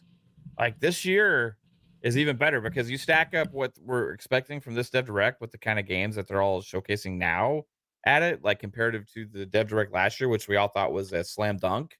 Like this is poised to be bigger and better than that. And this is, they have so many other opportunities. So I think that does say that they're just going all in on this stuff, man. Like just shows, announcements, all of this is happening all year round, but also the summer show specifically is going to be insane to be able to put these and not have to feel the need to save them. That tells you all you need to know. That's crazy. Something like an Indiana Jones, like you said, to be able to just drop that in January, that's crazy. Chat, you guys got to be honest. Like, we really got to start putting things in perspective here about what Xbox really has, no pun intended, in the stables, right? Like, what they really got, in the tuck, you know what I mean? In the clip, so if you will. So, Pong, man, like, leading up, obviously, I don't know how much this changed. We haven't really got into it a whole lot this year, but I don't know how much this changes that summer showcase from you or for you with them dropping what we got so far, what we're going to get this coming week in this developer direct. I don't know how much that influences what you had planned on seeing this summer. Not much at all. Like I said, cool. Okay. No. Like, because again, because I look at this like it depends on the timing of these games, and that's something we're going to find out, right? So a lot of it depends on the timing. But if you look at this, right, they're giving us a little bit deeper gameplay dive into Avowed, but they're not doing a full blowout. I mean, they said 10 minutes, right? So this isn't like some big ordeal. They're going to show us the mechanics. They're going to show us some of the gameplay. And with Indiana Jones, we're just going to get our first taste, like our little taste, right? Yeah. So that still opens up the potential, depending on where they are planning to land those games, that they could have bigger presence, both of those games at the showcase if necessary. Who knows? Avowed might get a Starfield-like direct after the showcase, right? If they are planning that on as being a big launch, fall, early winter, whatever, at the end of the year, then they could certainly blow that out. It wouldn't be necessarily as big as Starfield because Starfield's direct was massive, but they could certainly do another direct for a game like Avowed or Indiana Jones, right? They could do one for each. They could have both of them have their own direct after the showcase. They've already kind of set the tone for doing that potentially for their bigger games going forward at the showcase. So it doesn't change a whole lot for me. We've talked about this. Xbox now has enough content that if they wanted to, they could have a 2 to 3 day show in LA every year if they really want to. They could break it up. They could have Xbox Game Studios. They could have Activision Blizzard. They really could. They really could. And they could have, ZeniMax, Bethesda, right? They could break them up. They could have a 3 day show or a 2 day show.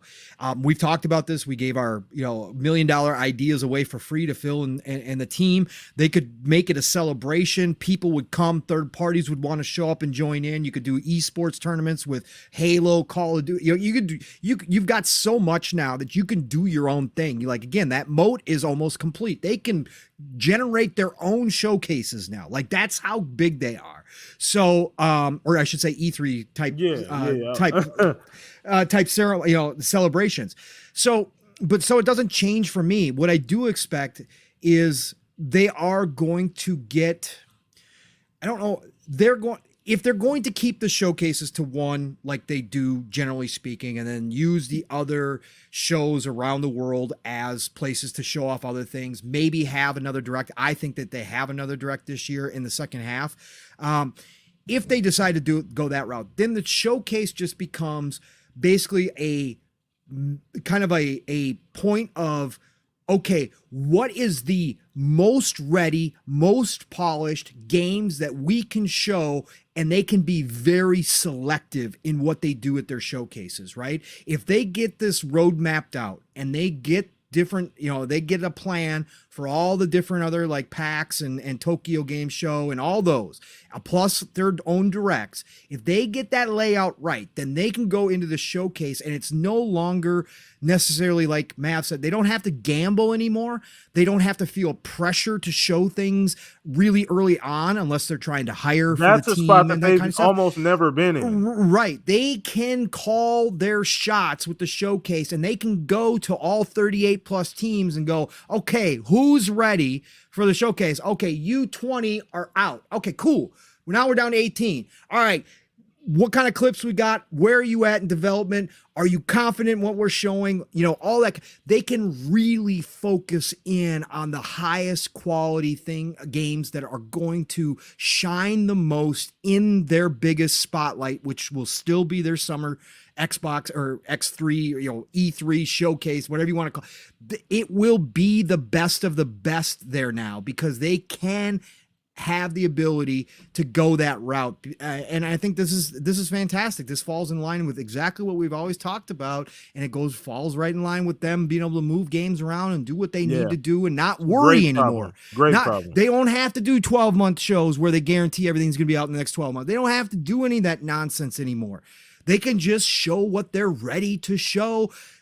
Not ahead of time, but on their terms, right? On their terms. Like, we are ready to show this. That's why I think Obsidian called this on the direct. Oh, absolutely. With enough information, and mind you, this is a big deal too, with enough content to kind of keep the in-between times, like to kind of have a steady, consistent like news feed too. And that's important too. Yes. Yeah, you don't have the big up and down roller coaster problem where your highs are high, but your lows are pretty low too.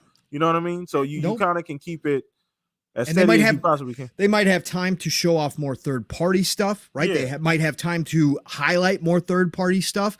They're still cutting third-party deals. That's only growing, as much as people like to say because the console install base, they're not going to get as many third-party deals. BS. They're out there cutting deals left and right. Their partnership with Sega has never, ever, ever been stronger. There's going to be much to show from third parties. They're going to have more time to show off indies as well. They're going to dominate the news cycle. And this just makes it so that they are in full control of their destiny. As we always said, there is no more going to be desperation or whatever you want to call it. There's not going to be those moments where, oh God, we've got to show that we have to show, we don't have anything else. Yeah. We got to fill this slot. We got to have this here and get a bad slice of gameplay. That's done. They don't need to do that. And I want to highlight something too that we brought up too, and we're gonna throw this over to you, Fuzz, because we got to make sure we get your bars off too. But Fuzz, Pong, Mav, this is all the result of what we talked about. It's easy math. I don't need a goddamn degree. I don't need an Excel spreadsheet. I know that if they spend X amount of money and go out and get X amount of talent, that this is what it's gonna look like. I don't really need to do any hardcore math, and this is what we talked about. Like, people make this way too complicated. When you're able to insulate yourself, you're able to surround yourself with enough talent, enough studios, you can go make whatever kind of game you make. This is the kind of flexibility you end up with. So I think that this kind of highlights that position as well too, Fuzz. But we'll throw this over to you, kind of get your opinion on just the roadmap, obviously, the games, but obviously, going into just some other things as well. Well, piggybacking off of what you said, it's a complete circle as far as you have the subscription service, which a lot of people said was unsustainable. No, it's definitely sustainable because that gives you that recurring income to be able to put towards these teams, like you said, to keep on working on games for the service.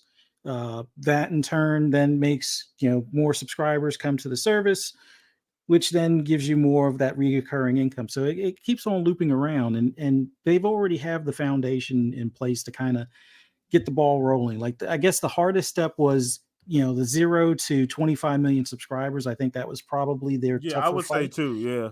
And then from there, anything above and beyond that winds up being gravy. And we already know that they're over 30 million. They're probably closer to 35 or 40 at this point. But in as far as like where the showcase in comparison lands to like these developer directs, much like Pong says, I think it's time for them, if especially with Satya saying they're kind of doubling down, they're all in on gaming, and they Xbox has the full backing.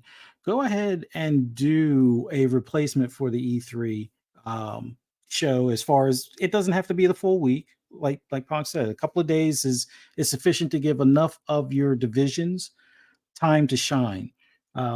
Give them that space. You want to have them run independently to some extent. Go ahead and let them put those shows together. Allow their talented teams internally to go ahead and put their best foot forward. Sure, you're doing all the financing for the deal, but you're going to see the fruits of your labor as far as that. What do they call it? Organic growth. The thing that the other team likes to talk about so much, but they forget the definition is you have to do it from within. And it's not, oh, well, you gave these guys some money before and you worked with them for years. No, it has to start from inside. Look it up in the dictionary. Organic growth is inside your walls. It was always inside your walls. Not always, but once it's inside your walls, you grow it. And that's what Xbox has been doing with all these studios. They've been growing the teams to where they have their multiple teams within that studio that can work on multiple projects. And then they get additional talent to, let's say, work on like the next level of it. Okay, the game is coming close to wrapping up. All right, this team is going to be the additional content team or the DLC for that, or the upkeep and longevity of this title, while the rest of the team can now do the prototyping and storyboarding for the next game and stuff. But I think their showcase, outside of just being kind of like the big draw for Xbox for the year, they can now have it where it could be a mix of hope and dreams, as well as check-ins of games that we may have seen like 3 or 4 years ago. Give us a nice update, and possibly give us a closer like release year and things like that. New Maybe footage, tease us with trailer. some of the launch lineup for the next gen.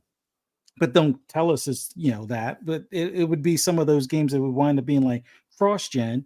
And if they look a little bit too good to be true, then that might be a sign that, hey, like they, instead of the wording saying playing on an Xbox, it might say streaming on an Xbox, a Series X or something like that.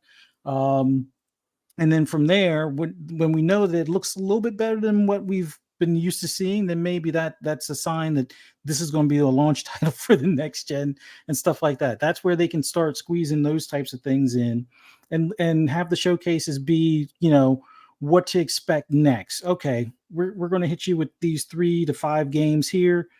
You're going to be playing them. We're also going to hit you with some first day ones for the Game Pass subscription and stuff like that.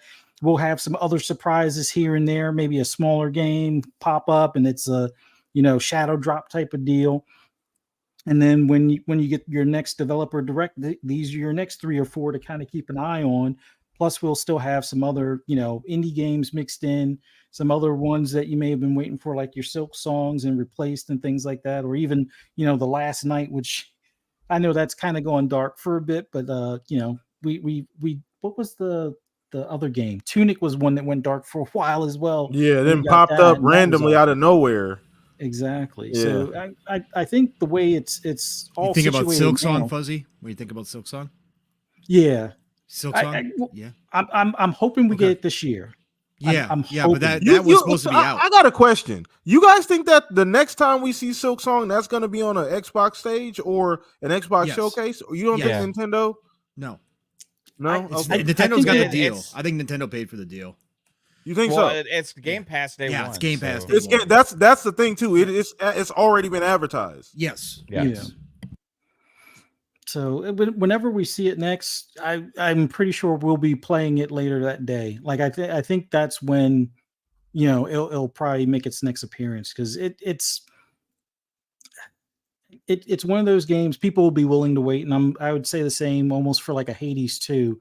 That's another one that, you know, they haven't made mention as far as console platform. It's to be announced or to be determined on Steam's list page right now. But yeah, there's just so many of those smaller games that will be the filling in between type of deal with the Game Pass service and stuff like that. But I you know, there's games like Stalker 2 that we know are still coming as well, type of thing. So it is going to be hectic for these next couple of years. Like, I think as big as 2023 was, 2024 is going to be even bigger, primarily for the Xbox platform overall.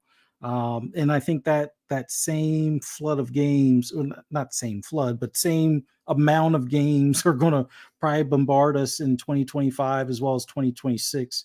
And then 2026 being that year where it's a question mark if it's the next gen, we might wind up having a little bit of an extra flood at that point. But yeah, it's uh, I can't even talk now. It's amazing to see the progress they've made from 2017 to now, or even from 2014 to now, for that matter. Just for the fact that they got teased for only having 5 studios before, and now look at where they're at. That was And reality though. Like in reality, Yeah. that was all. and some of those original studios can still surprise us. Like, we know Playground Games is working on Fable, but there's a Forza Horizon 6 somewhere in the works. I don't know how far along in the works it is, but that could be one that could either surprise us this year or next year, or maybe the year thereafter. So they have so much stuff that they can, you know, still wow us with, and you know, catch us off guard, out of the blue type of deal. And I just can't wait for, you know, first for this Dev Direct next week, but the showcase in June, I can't even wrap my mind around what to expect from that. And if we even get another showcase, or they decide to, you know, turn the Game Awards into another showcase, hey, so be it. But man, this is an awesome time right now. It's the, as Pong always says, and I want that T-shirt, you know, the golden age of gaming. Golden age of gaming, baby. Print those over here. No, but for sure. So one thing I gotta ask, and I gotta ask it for chat too. So I'm gonna ask this around the panel. I need everybody's top 3 Xbox exclusives for 2024. Just what we know so far. You don't got to get too far down the road if we don't know if it's fully exclusive. But we'll start with our guest, Mav. Chat, let me know top 3 that you're looking forward to for 2024. It could be just, you know, the most recent, or just whatever you got on the calendar. So Mav, we're gonna start with you, bro. Oh man, Avowed. Is that one? That's number 1 for me. Yeah, I'm super excited about it. I love the genre more than anything, and I love who's making it, obviously, as well, with the Obsidian getting a chance to really shine on that game. So I can't wait to see more. I mean, maybe what I see at the Dev Direct will, like, oh, I'm not as excited anymore, but I highly doubt it. I'm thinking I'm gonna see this and just be even more excited for it. So right now, Avowed. And then I'll say, because I'm counting it for 2024 right now, just because out of assumption, right? I'll say Indiana Jones. Ooh, okay. I'm assuming it's 2024. Like, there's some smoke out there that it is. I feel like having it at this Dev Direct right now is it doesn't make a lot of sense unless it is this year. I could be completely wrong about that, right? But if it is this year, then I would put Indiana Jones right there at number 2. Okay. Then I'd put Hellblade 2 at number 3. But man, you could throw Towerborn there as well. I'm actually really kind of looking forward to seeing more I about am that too, game man. I too. really am. Um, I enjoyed playing and checking out Flight Sim quite a bit when it came out as well. So, I am actually looking forward to seeing what they have in store for the new one. And what they're gonna be able to do on consoles again is just like keep pushing that forward. But man, it's hard to pick. The crazy thing is like I feel like there's something else that we don't know. I know, right? That's what you're talking You about. know? Like maybe even an extra game Yeah. this winter, this fall coming up. Like who knows, man? We'll get something Yeah. to drop in. But yeah, I think that out of the ones we know about right now, that would be my list. But like That'd if be a list. Indiana Okay. Jones isn't there, then you would put Hellblade 2 and then mm, maybe Towerborn for the next one. I like Is that that. what it is? I Yeah. like that. Okay. All right. So I guess I'll throw my 3 out there. Avowed. I'm going out of order here. Probably 2, to be honest with you. Avowed would probably be 2. Just because I want to see their take on that. Where obviously that's the universe that they're familiar with, but this version we've never seen this version of that universe, so it's interesting to see. And then obviously the polish, right? That wasn't the final version. I didn't have any issues with what I saw. I just want to make sure everyone's clear. That's just me saying I'm with you on that one, Pong. I had no problems with what I saw the first time around. Yep. If it just gets better, that's even better for me. If it just looks better, even marginally, that's just better for me. I already liked what I saw anyway. I was interested. I like the high fantasy shit. That's my favorite genre by far. So I'm already in all of that anyway. So they didn't. I'm a cheap date when it comes to that. They didn't have to do much to get me sold on that game. So Avowed probably will be 2. 1 surprisingly would probably actually be Hellblade 2 because I think Ninja Theory is phenomenal. I think they're really going to take this graphically. This is going to be one of the games we see that everybody unanimously is going to have to look at and say, you know what, this is truly like next level. People talked a lot about Alan Wake. That a lot of games got last year. Starfield got looked at last year as like graphical showpieces, but I think this may even take it to a new level, dare I say, right, from what we've seen so far. And that's even crazy to say. There's some really, really pretty games out right now on PC, on Xbox, on PlayStation. There's some really pretty games, and I think that this game might take that to another level. I'd actually throw Towerborn in there for me too, Pong. God damn it. If South of Midnight doesn't make this year, because South of Midnight will be my like pie in the sky. Sure. I'm so interested in that universe. I love the blues and the South and Robert, just the whole. I love all of that. The story of the guitar player and the deal with the devil and how that impacts the character, and just I love all of that stuff. I'm into that. So that world looks so interesting, and I'd love to see what combat looks like and how that all plays. But if that doesn't make this year, I'm probably gonna go Towerborn because I'm a big co-op person, and I think that game's gonna be fun. I've been told many times that the game actually is a lot larger than it looks like. Mav, I don't know if you've heard the same. I've heard it actually the game's actually a lot larger than people think it is. So I'm really interested in that, and that's Game Pass day 1 too, correct? I believe. Yes. Towerborn. Absolutely. So that would probably be on my list as well. And chat, like, keep that going too. I like to see you guys 3, top 3 exclusive this year as well too. So Pong, you up next, bro. Well, I mean, it's not going to be a whole lot different here because I think out of what we know, it's kind of lined up. Again, I would be Avowed number 1 for me. If Indiana Jones is number 2, if it does show up this year, and then Hellblade 3. If Indiana Jones isn't this year, then it's Hellblade 2. And then tied for 3rd is going to be Towerborn and Ara, because I'm equally excited for both of those. Both of those are in genres that I absolutely adore, and I can't wait for both of them. And again, I'll be playing Ara on PC day 1. So, that's where I'm at with it. Again, it just depends whether or not indie shows up. But yeah, Avowed is my most anticipated. It truly is. I'm excited for Hellblade 2 to be wowed and graphically and in the sound and the atmosphere. I can't wait to see what Senua's doing and where she's going with this. High fantasy though, man. But you can't beat the high fantasy, and you can't beat Obsidian. Again, Obsidian for me is right up there with Bethesda, right? Bethesda's king. But Obsidian's right there, and I've said all along, now that they're underneath Xbox, they're going to take that next step. I don't know if Avowed's going to be that step, or if Outer Worlds 2 is, or if there's a future game coming down the road, but they're going to be right there. Again, that team is so extremely talented, from world building, from character development, from the stories that they tell, from the decision making that actually has consequences within the game and changes your game world as you're playing.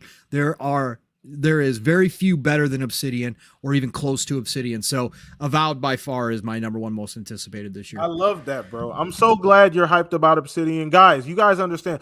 I've been beating the Obsidian drum for years now, bro. I just think that they're so talented, bro. I think they can do anything, and I just don't know why I feel so good. They have, bro. Like, and I'm so excited about Avowed. Even I know people thought it was whatever it was and what it should look like and what it should be, bro. I don't even care. Like I think I've been bitten by that RPG bug a little bit with Starfield, and I like you said, I'm with you on this one, Chad. I'm with Pong. I love space. Don't get me wrong. I love space, but there's nothing like high fantasy. I'm a high fantasy horror. Like it is what it is. Like I just love high fantasy almost anything. Agreed. So yeah, Fuzz, get in on this. Get your bars off, bro. All right, my top 3 that I'm looking forward to of what we know so far. I'm going to start off with Hellblade 2. Love the first one. Love what I've seen so far of the second one. Can't wait to get that, to have the controller in hand and get that game started. That's number 1 on the list. Number 2 for me. Now, this is as far as what we know. They've already stated it should be a Q1. It's, to our knowledge right now, it's a timed exclusive, but I'm wondering, considering, since they're a private company, if it winds up being a forever exclusive, to Xbox and PC. And I'm going to say my second most anticipated is Stalker 2. If I could, if I forget the guy's name that does Escape from Tarkov, but if he would just make a single player version of that, I'd be happy. And I know there's a mod out there for it, but I didn't feel like spend the money for it and then have the thing banned or whatever type of deal. But Stalker 2 is essentially that, a little bit of sci-fi mixed in with paranormal in a like post-apocalyptic Chernobyl area or region type of thing, where you have monsters and stuff like that you have to come, or that you'll come across to extract stuff or to get supplies and things along those lines. Definitely looking forward to that. Hopefully everything allows them to be able to release that game Q1. Hopefully they remain safe and out of harm's way, for the balance of their time. While I think the studio has been relocated to Prague, but hopefully that game comes out this year. If it doesn't, understandable, but that's the known or possible known one that it is my number 2. And then I would have to say, for right now, Avowed is number 3. Those, with Avowed, the fact, like I said earlier, the fact that you can do the elemental magic with one hand and have a pistol in the other or a sword in the other. That's crazy to me. People don't definitely want to give that one a try. Like, for me, Ghostwire Tokyo with their with the elemental damage that you could do with your hands and stuff like that, that was like a whole cool, style of doing things from a first person's perspective. And I never thought that would grab me as much as it did. And then seeing that initial trailer and even seeing the follow-up trailer where they have that same type of elemental damage that you can do or spells that you can cast and things like that, I can't wait to see how this pans out. But those 3 are my top, starting with Hellblade, followed by Stalker 2, and then Avowed. We'll see if Indiana Jones bumps any of those off of the list for me right now. It very, very, very much might. Like, if it winds up being that perfect blend of first and third, or primarily third, or you could choose whatever perspective type of thing, it could very well be bump up the list. But I don't know where it would fall at that point. So we'll see how it goes. But man, Thursday can't come soon enough. Although I don't know if I'm going to be able to catch the stream live, so I might have to catch it on replay. Yeah, because I made a plan a month out. It was kind of like I already knew it was going to be a delayed Christmas present for the boys. We're going to the firing range, so yeah. Okay, that'll be And fun. it takes almost 2 months sometimes to get it scheduled, so we'll see. But man, oh man, next Thursday can't come soon enough. I Nice. can't wait. Same here, bro. I can't wait either, man. So we're gonna take maybe 1 or 2 questions from chat. If you guys want to go ahead and drop us a question in chat, we'll I take have a question. Oh, go ahead, for bro. you. Go ahead. You were talking about South of Midnight. I just gotta just Yeah. off the topic. Have you seen the Robert Johnson documentary on Netflix? I know the story. I've read about it. Just online, read the story through like Reddit, stuff like that. I've gone down the lore rabbit hole with that. There's Yeah. I forget what it's called exactly on Netflix, but there's an amazing like documentary about him, and like it's what South of Midnight's kind of all based on, Yep. right? So like if you watch the documentary, it's just absolutely awesome, man. It's on Netflix. It's I forget exactly what it's called, but yeah, check that Is it out. And something if anybody else, Crossroads or something like that? it's something like that. It Yes. might be. I think somebody mentioned it earlier in chat. I think one of you guys mentioned it earlier. If there's a doc, you said Netflix? Yeah, doc? so that's where I had watched it, but I watched it a couple years ago. Okay. But if anybody's interested in kind of like the lore, like what they're going with like South of Midnight and the kind of the vibe of it, just check out that Netflix documentary. And it Devil at the Crossroads. That's what it's called. Devil at the Crossroads. And it is still on Netflix, bro. So yeah, check it out. It's absolutely awesome. And worth a watch, and it might get you more hyped for South of Midnight. Mm-hmm. Awesome. What did everybody in chat talking about Power World? Is that what's going on? Yeah. Still done came in here and infected Still brought the that chat energy. with Power World energy. I love it. Power World, FTW, all the Everybody way. wants strap Pokemon. That's what we're going with, man. I'm legitimately excited about it. Like, listen, it is what it is. People look at it like a parody or whatever it may be. Hey, this is a legitimate damn game, people. Like, and I'm interested to play it. So as long as the net code holds up and like it runs good, that's my only concern. Is that it might be a little janky, but we'll see how that looks when we all jump online, because I think that's the determining factor, how well it holds up. Yep.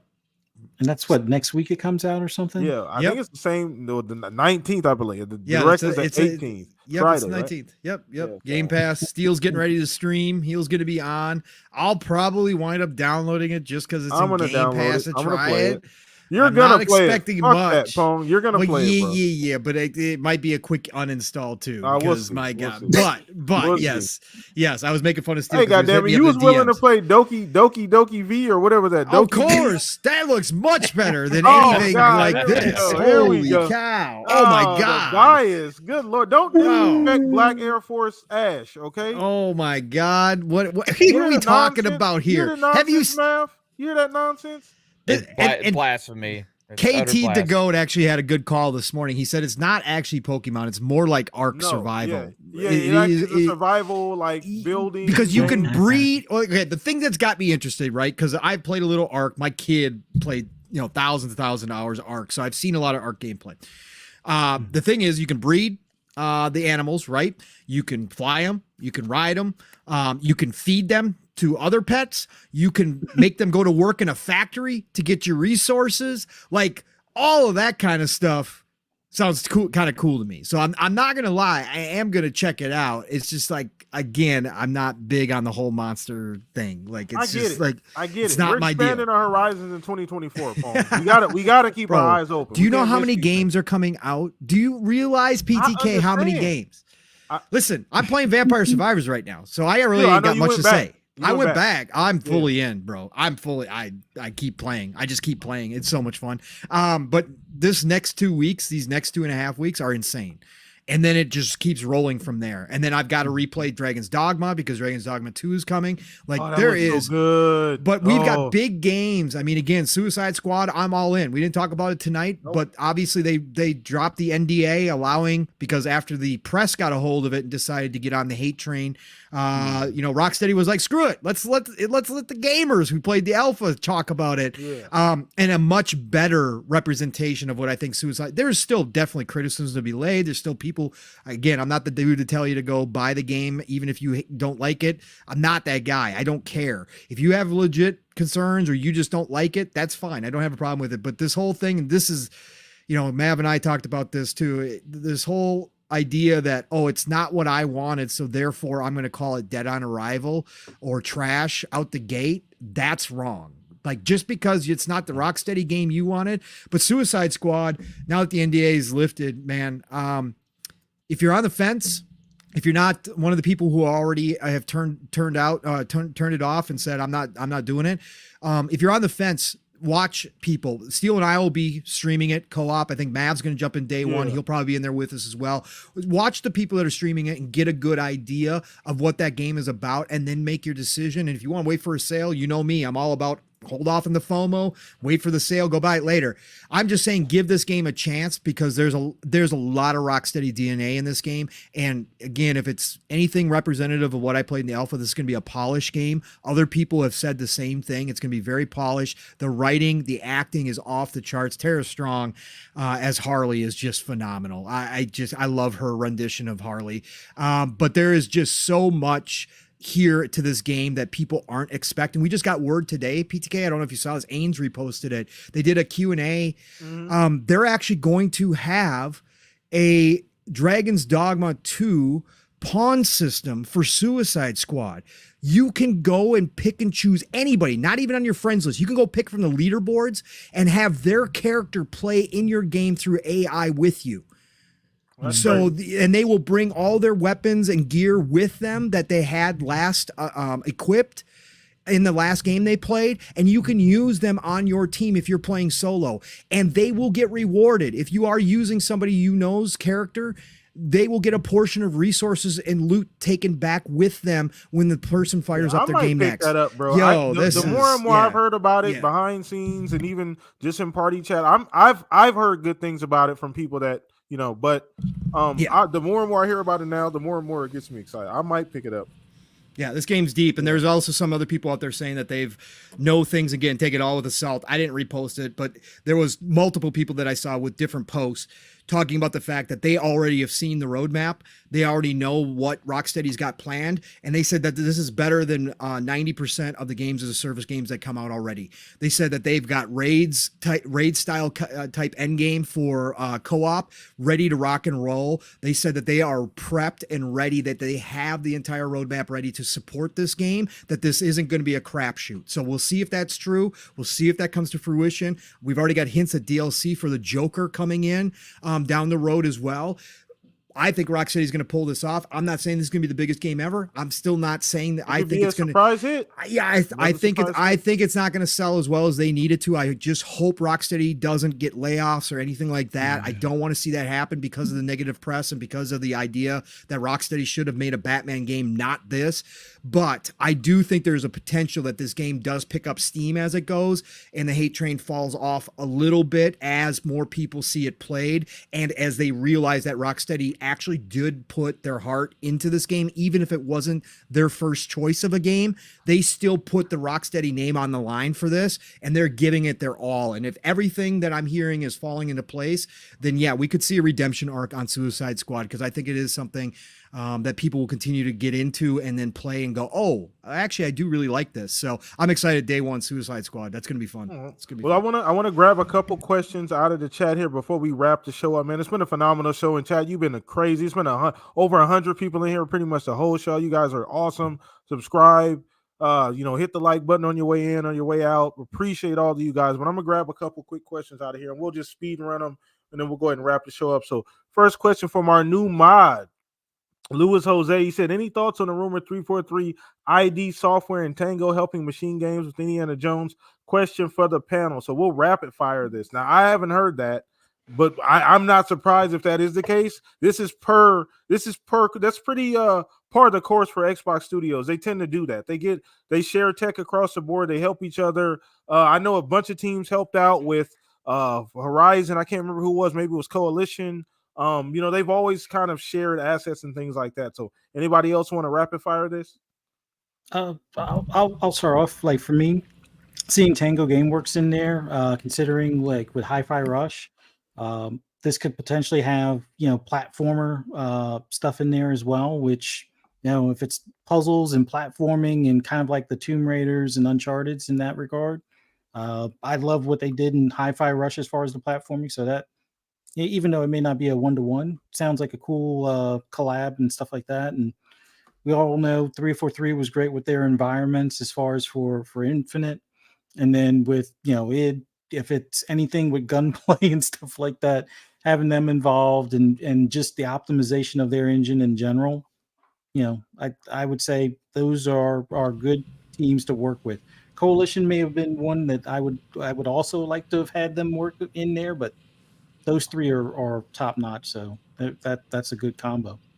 Teamwork makes the dream work. Let's go. I mean, again, this is another part of what we talked about with all these acquisitions. If they get cooperation amongst the teams, big things could happen. And we've already seen it. We've already heard about it.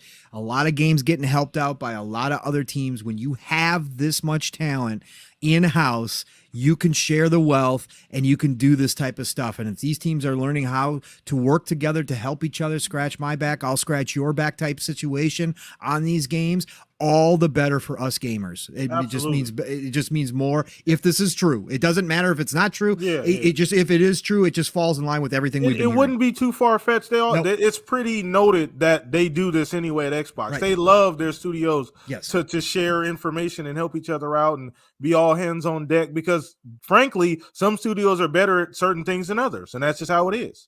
So correct.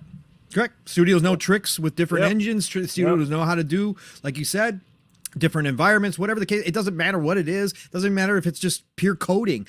Again, when you have this much talent, use it. If a team needs help and you've got some people to spare them. That's fine. Get this work done. Make it the highest quality possible. Share the wealth, and everybody will do better. And I think that's the biggest thing, is this cooperation and the projects down the road. This is early in this huge conglomerate that is now Xbox with all this talent.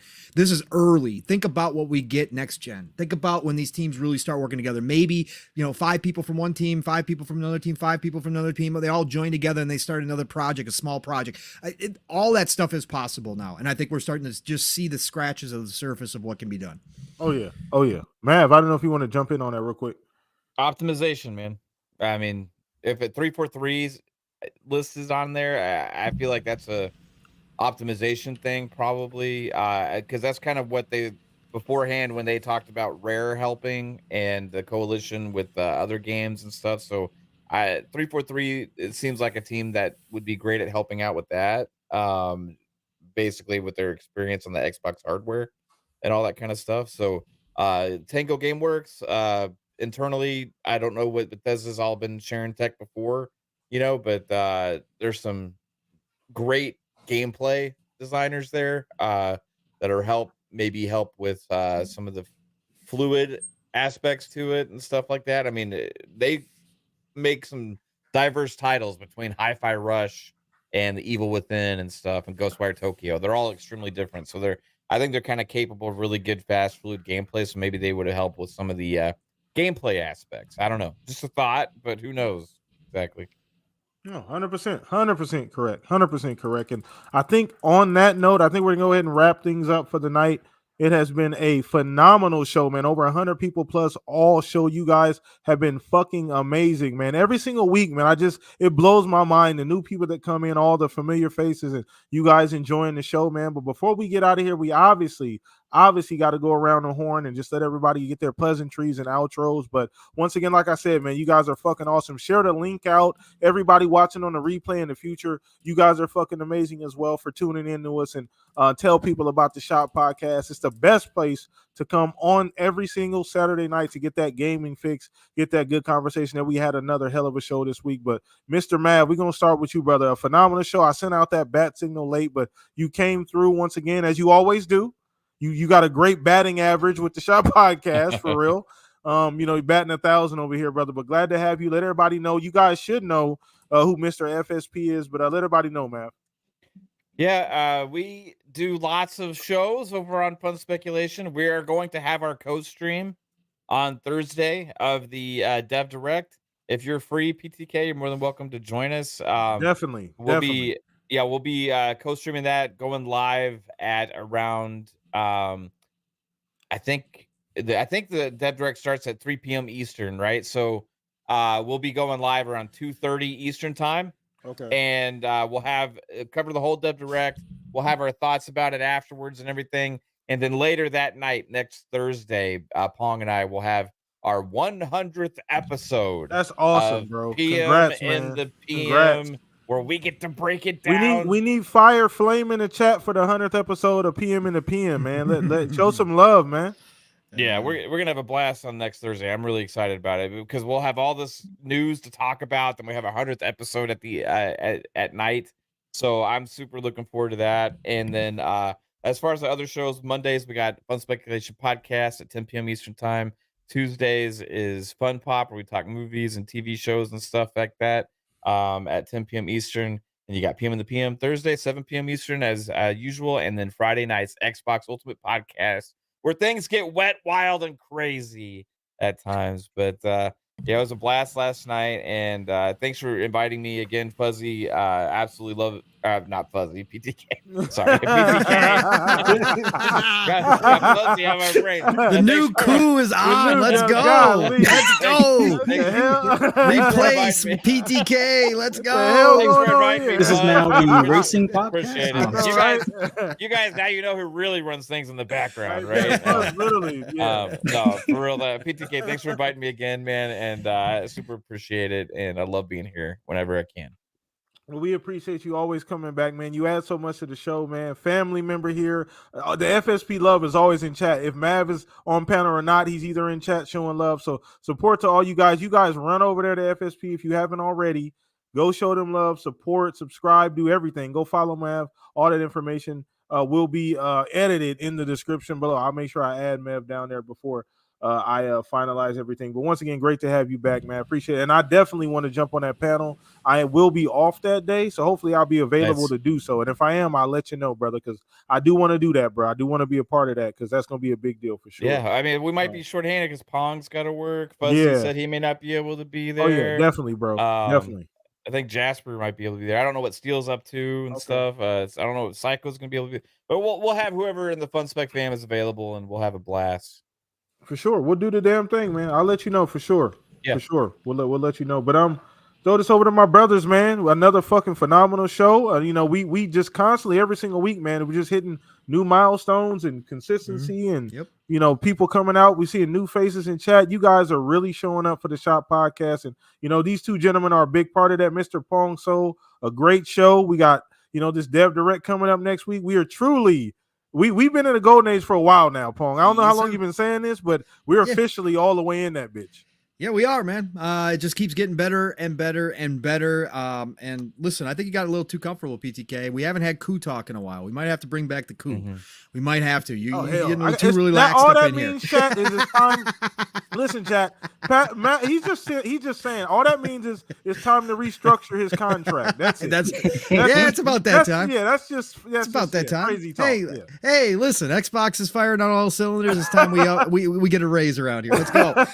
Anyway, even though those two things that don't mean anything together. Anyways, they're not related at all. Anyways, no, a great show tonight, brothers. Again, the best way to end my Saturday night. Just absolutely love being here with y'all. Chat, you guys, absolutely stupid, crazy good. Again, like PTK said, this channel has been blowing up over the past couple years. And it's in thanks in part, a large part to you all for showing up consistently and then spreading the word about the show and just getting more people in here. And that's what it's all about. It's about the community you can develop and having people be passionate like we are up here. So thank you all for that. Nothing but love and respect. And shout out to PTK Blam, one of the best in the business as a host. Thank you, sir. I appreciate just putting on this just such a crazy show, man. It's just so much fun. It's relaxed. It's good conversations. And it's just a chill time to end the Saturday night, but we get passionate here. We get energy here. And that's what I love about it, Blam. And always forever thankful that you invited me to be a part of this panel all the way back, man, all the way back. So thank you for that. And then of course, Fuzzy, man, great to have you here as always, brother. See, great talking about with you. merger ideas in chat now. Of course they are. You see that, man? Of course, mergers. Yeah. Hostile now we're gonna have the takeover. FTC looking at us now. We don't want that. I don't want Lena Khan in my DM. It's a FSN hostile takeover of the shop. Let's go. Let's get living split screen up in this motherfucker. Let's go. Let's just have choo choo, motherfuckers. We'll have the biggest hype train ever. Saturday. Let's go. But Fuzzy, great to talk to you again, brother. We had a great time last night with the nonsense, but great to talk to you. And of course, my brother from another Mav. Again, can't do enough shows with this dude right here. Just love him to death. So great to have you on tonight, Mav, as well. So otherwise, everybody, you know the drill by now. Pong Soul on X, formerly known as Twitter. Pong Soul on the Xbox. Follow me. I'll follow you back. And of course, next week it starts all over again. And I got to promote another fantastic member of this community. Double Barrel Gaming is the channel. Mr. Boomstick is the man. Tuesdays, all good things green on the Xbox Factor podcast, 12 p.m. Eastern, 11 o'clock Central Time. Now, including the Rain. That's right. The brother from another Steel, Rain, another beloved brother of mine, is now on panel full-time on the Xbox Factor. So tune in there. You're going to get the great show. You're going to get the great talk. And you might even see people are clipping that show now a lot. So go check out that show. And then, of course, as Mev said, Thursday night, episode 100 of PM in the PM. I'm going to take the longest bathroom break in history at work to watch the direct, but I'm not going to be on the co-stream. So I'm going to have a lot to talk about when I get there on PM in the PM. Mav and I are already juiced up for episode 100. The fact that it falls on the direct is special. We're going to have a good time. Mav will have already digested all the content, broke it all down, talked about it, but I'm going to be fresh. So again, I'm gonna have to come with different perspective and different takes, but it's gonna be a fun show. Mav and I are gonna get down to business. 7 p.m. Eastern, 6 o'clock Central Time, PM in the PM, the Fun Speculation Network, and then of course Friday we get the rest of the fam in. Lots of good conversations are gonna happen about the direct there because we're gonna get new voices in. And of course, we're going to go left at some point. I don't doubt it. So be there every Friday for Xbox Ultimate, back on the Fun Speculation Network, 10 p.m. Eastern, 9 o'clock Central Time. And then, of course, we're going to start your weekend right over at Living Split Screen. Myself, my brother from the Steel, Rain, live, raw, and uncut. We said 3+ hours in 2023. Guess what? We've caved. There's no point in even saying 3+ hours. It's 4+ hours unless we've got something going on, because that's what we're averaging now. We did 4.5 this morning. Just be there. We're going to take you from the morning to the afternoon. We're going to get your energy right. We're going to get your discussions right. We're going to give you good opinions, high level opinions about what's going on. We may not always be right, but we are going to be right a lot, and we're going to have a different perspective. I can guarantee you that. We get our chat involved, so be at Living Split Screen next Saturday, 10 a.m. Eastern, 9 o'clock Central Time.